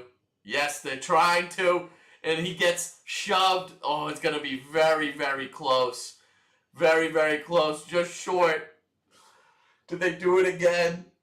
Do they do it again? Oh my God, I think they're marking him just short.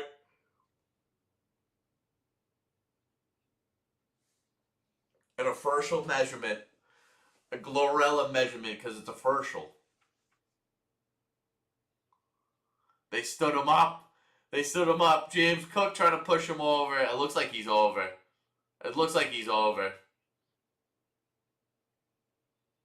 Can't tell from this angle. Yeah, no, he got it. Keep the chains moving. We want Buffalo to score.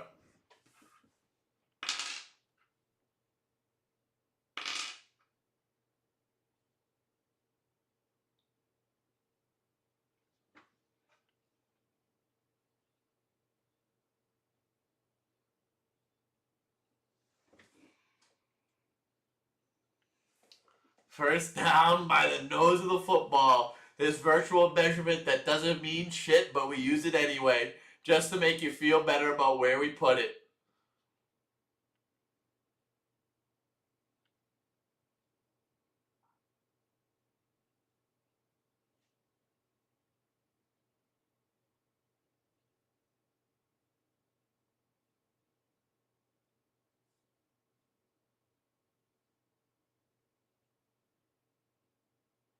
All right, play clock and game clock winding down. Less than 2.5 minutes. He's throwing a moon ball downfield. He's got Brandon Cooks wide open. Huge play. This is the playoff performer that you need. He might not be what he used to be, but he knows how to step up in the right moments. Brandon Cooks. He's everything. He's not catching anything with his hands. It's all with the chest.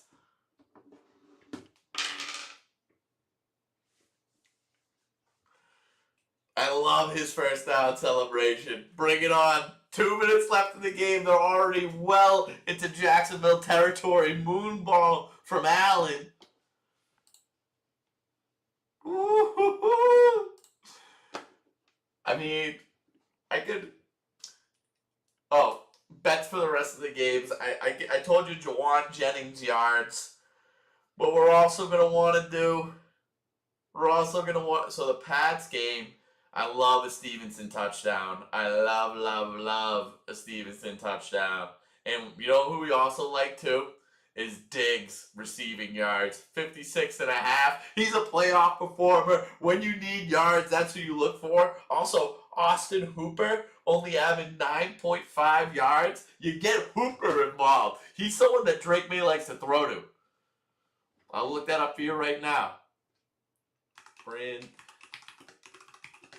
The worst part is, Riley, I think he's way younger than we both think. I'm going to say 31.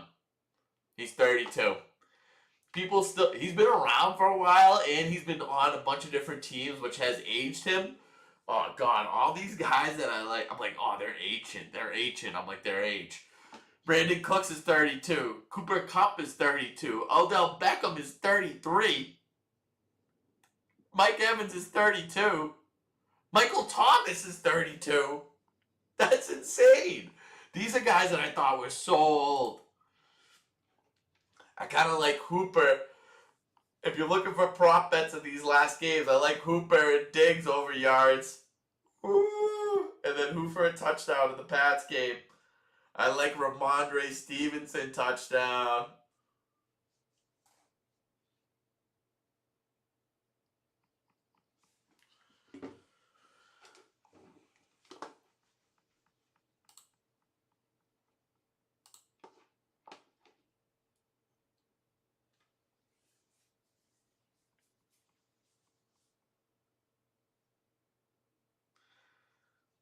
But like they're not. Don't go saying they're old, Riley, because now you're hurting me. Now you're hurting me. I'm right around these guys' age. I want to say that they're washed up. They got a lot left in the tank.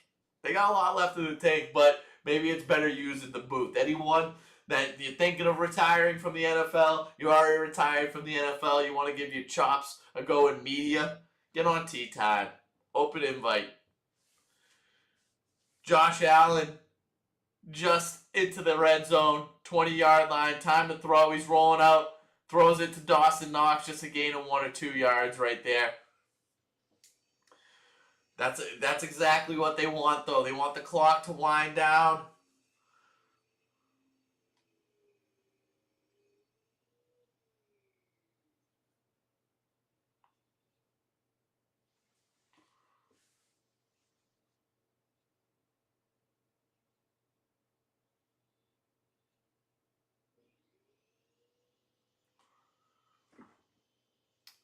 Man, less than a minute 30 left in the game now. They're just at the 18-yard line. Quick play to Khalil Shakir, just a gain of 3 or 4 to make it 3rd and short.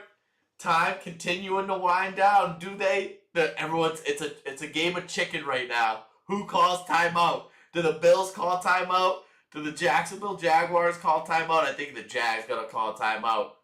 Because the Bills aren't worried about time. Only Jacksonville is. Minute 7 left. Bills driving, looking to complete the drive, looking to complete. Oh my God. Such a good game. Back and forth.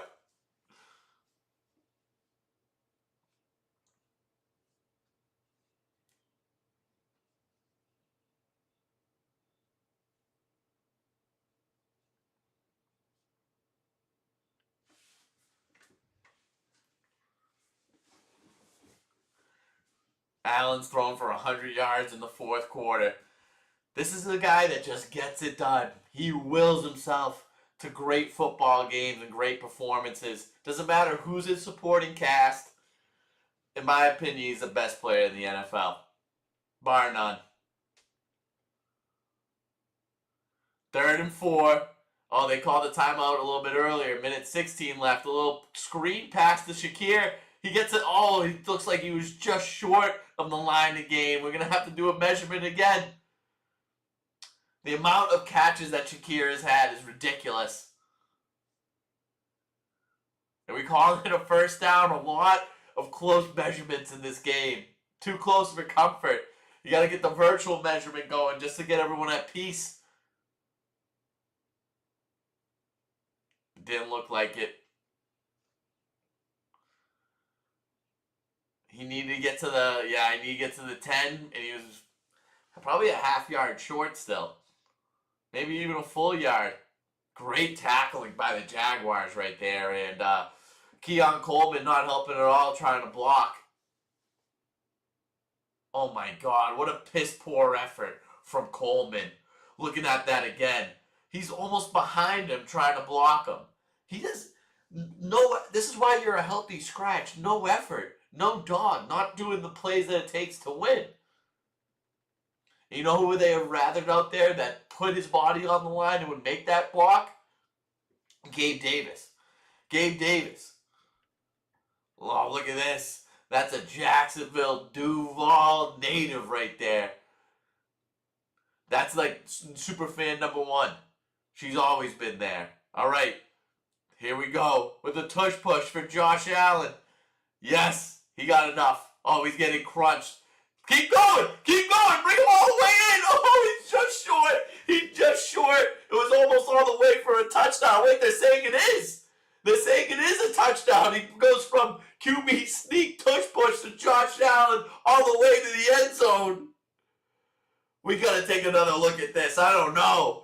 He gets lifted.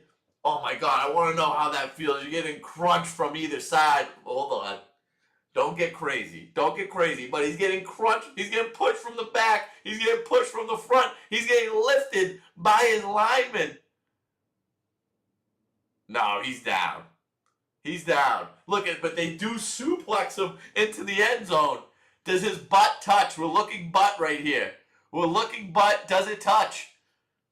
Can we see butt touching?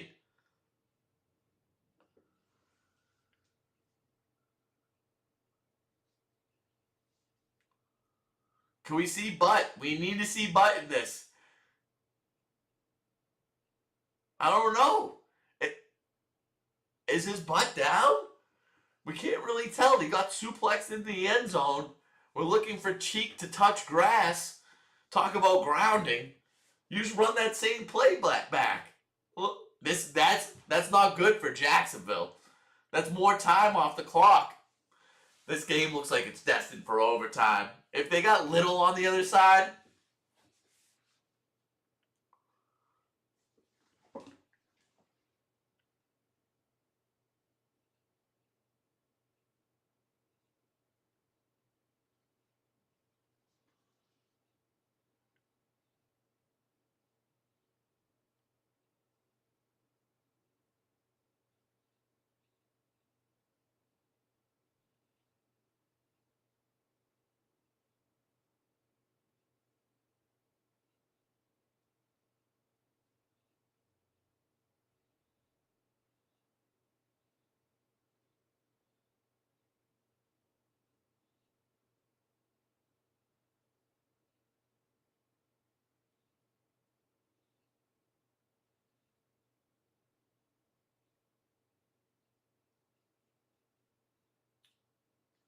a friend just texted me, you let them score here, right? Yeah, you do. You can't waste any more time, but do they want to score is what they're debating in the booth right now. Do they want to score? Because that seems like too much time. For them to only get to the 50-yard line, because Little can kick a 70-yarder apparently. They gotta get it. They gotta try to go in. You can't start. Yeah, they let that go. Josh Allen with another touchdown. 2 on the day. This guy's a beast. But, like I said, it's going to be back and forth. Each team with the ball was going to score the whole fourth quarter. Last team with the ball. Last team with the ball. And it's going to be the Jaguars.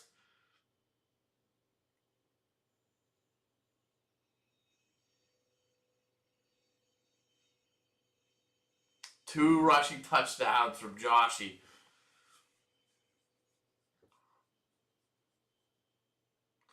This is a big PAT. He shit himself, but he's been here before. He's a veteran Prater. Oh, his balls go left to right. His balls go left to right. That was perfectly down the pipe for him. 27-24 in favor of the Bills. A minute left for the Jaguars to at least get a field goal.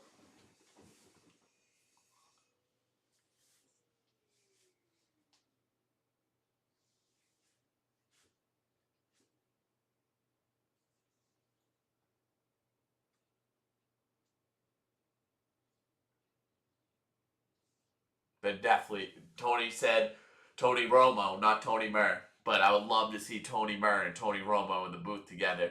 Official invite, Tony, to get yourself on tea time once the NFL season ends. I don't know what we would call together. Maybe a golf match. Maybe we could do a golf match together. I'd love to get you in the booth. Great game is right. So good.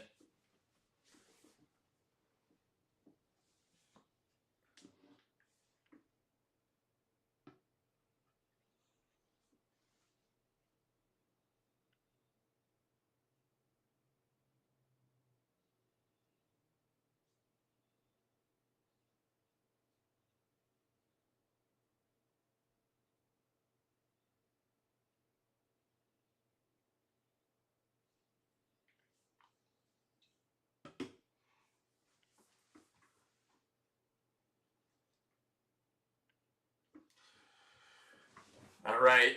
A little bit less than a minute left. 59 seconds. We have the biggest leg in little in the NFL for the Jaguars. His target field goal line is them getting to the 50-yard line.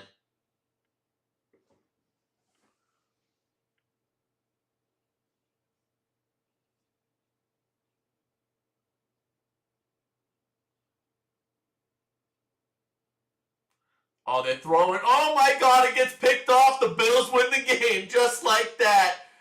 Oh my God, man. Trevor Lawrence, he can't stop doing this.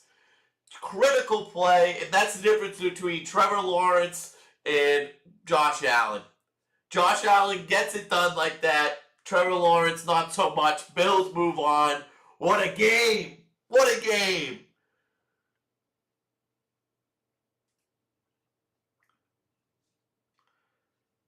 This looks like it was going to get picked at first. I mean, I'm not even sure if I'm blaming Trevor Lawrence that much. Perfect spiral. Great defense. Tre'Davious White has been great tonight. He has been great today. And that you do the tip drill, 2 knees away from winning this game. What an effort by the Bills. What an effort from Josh Allen.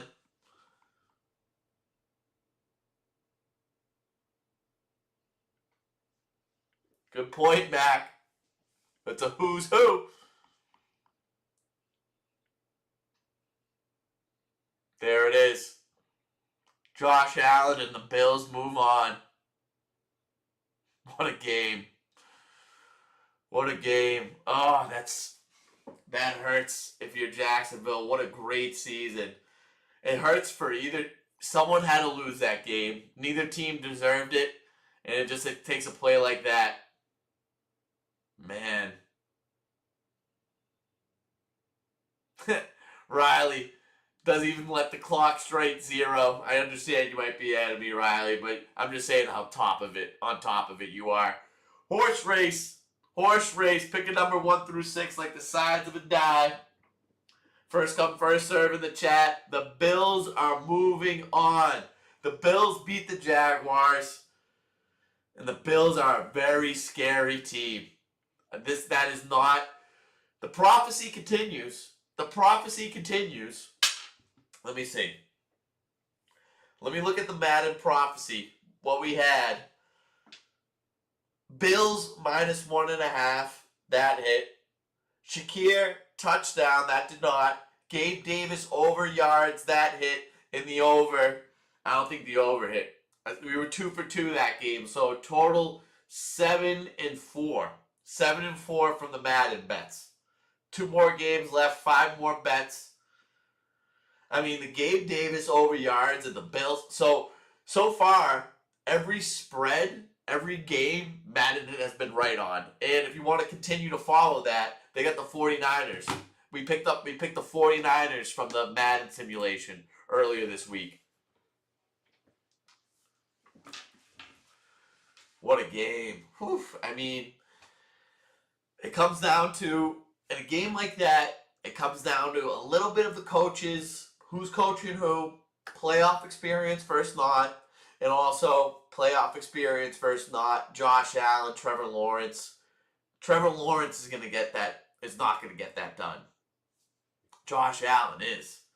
Josh Allen's going to make the big plays. Trevor Lawrence is going to make a play that puts the ball in harm's way. All right, we've been streaming for 3 hours, 8 minutes. We'll let another minute and a half, 2 minutes go by, see if anyone wants to go against Riley in this last horse race.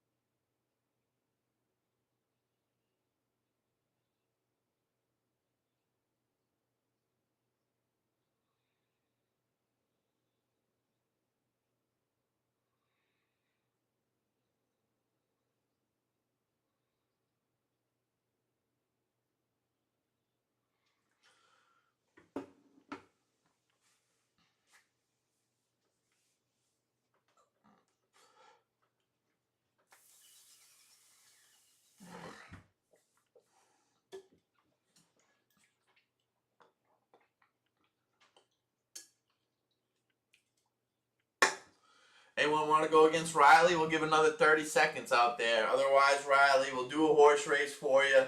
We'll give you the evens. And who are you going to give the odds to?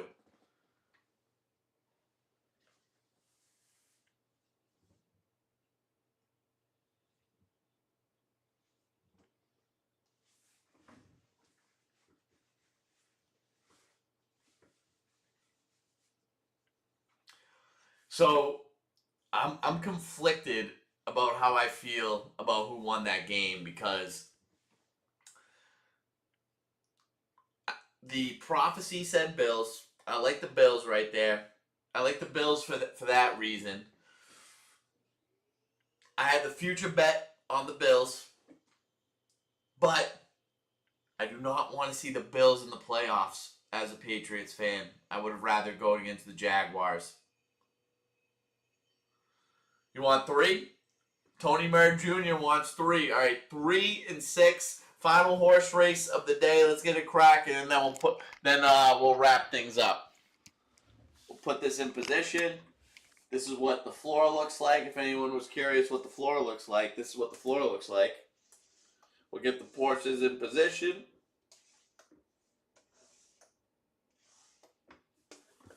All right. And we will go with the horse race. We got 3. Oh, 3 for John. 3 for John. 5 for Tony Murray Jr. 6 for Riley. Let's get it going.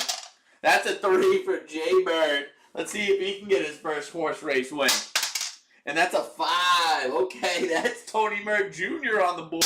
Back-to-back Marullos, and that's 6. All the live horses are in this one. Let's get it going. And that's another 3 for Jay. That's another 3 for Jay.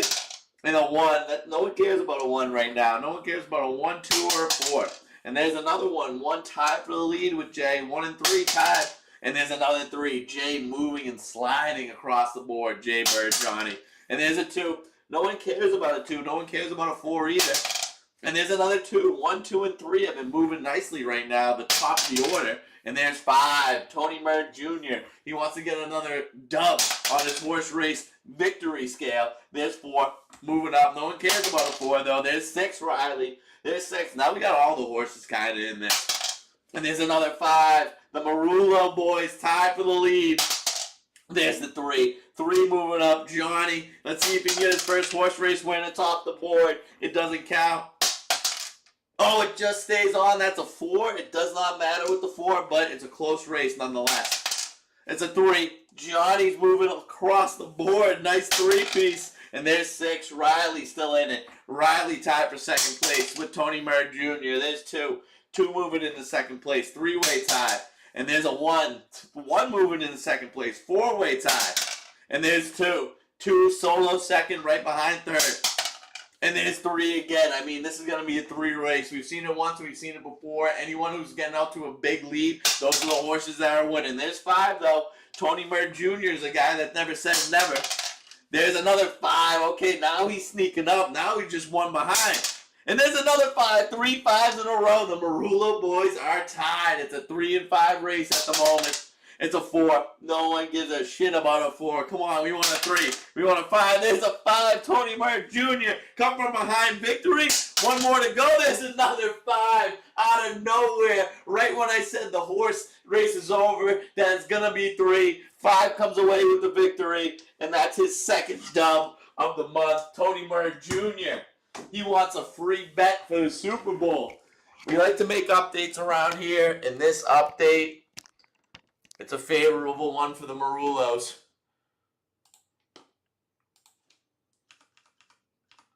Tony Murray Jr. Don't worry, you're not completely going off there. We're just moving you up on the slate.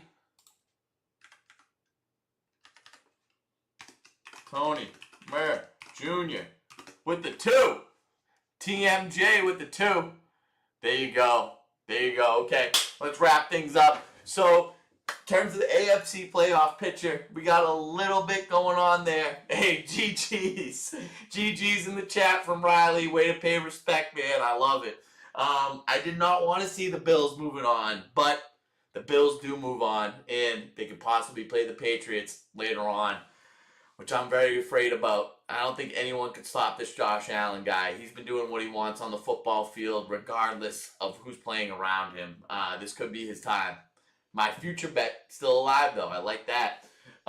This was another edition of NFL playoffs, wild card weekend with Tony Murray and Tea Time. I will be back. Don't miss me too much. We will be back tomorrow night for the Pittsburgh-Houston game, another game that I'm super excited about. All these playoffs have been great. These playoff games have been great to call. I've been having a ton of fun. Thank you to each and every one of you out there, all the Tea Timers. I appreciate you, as always. Until tomorrow, until then,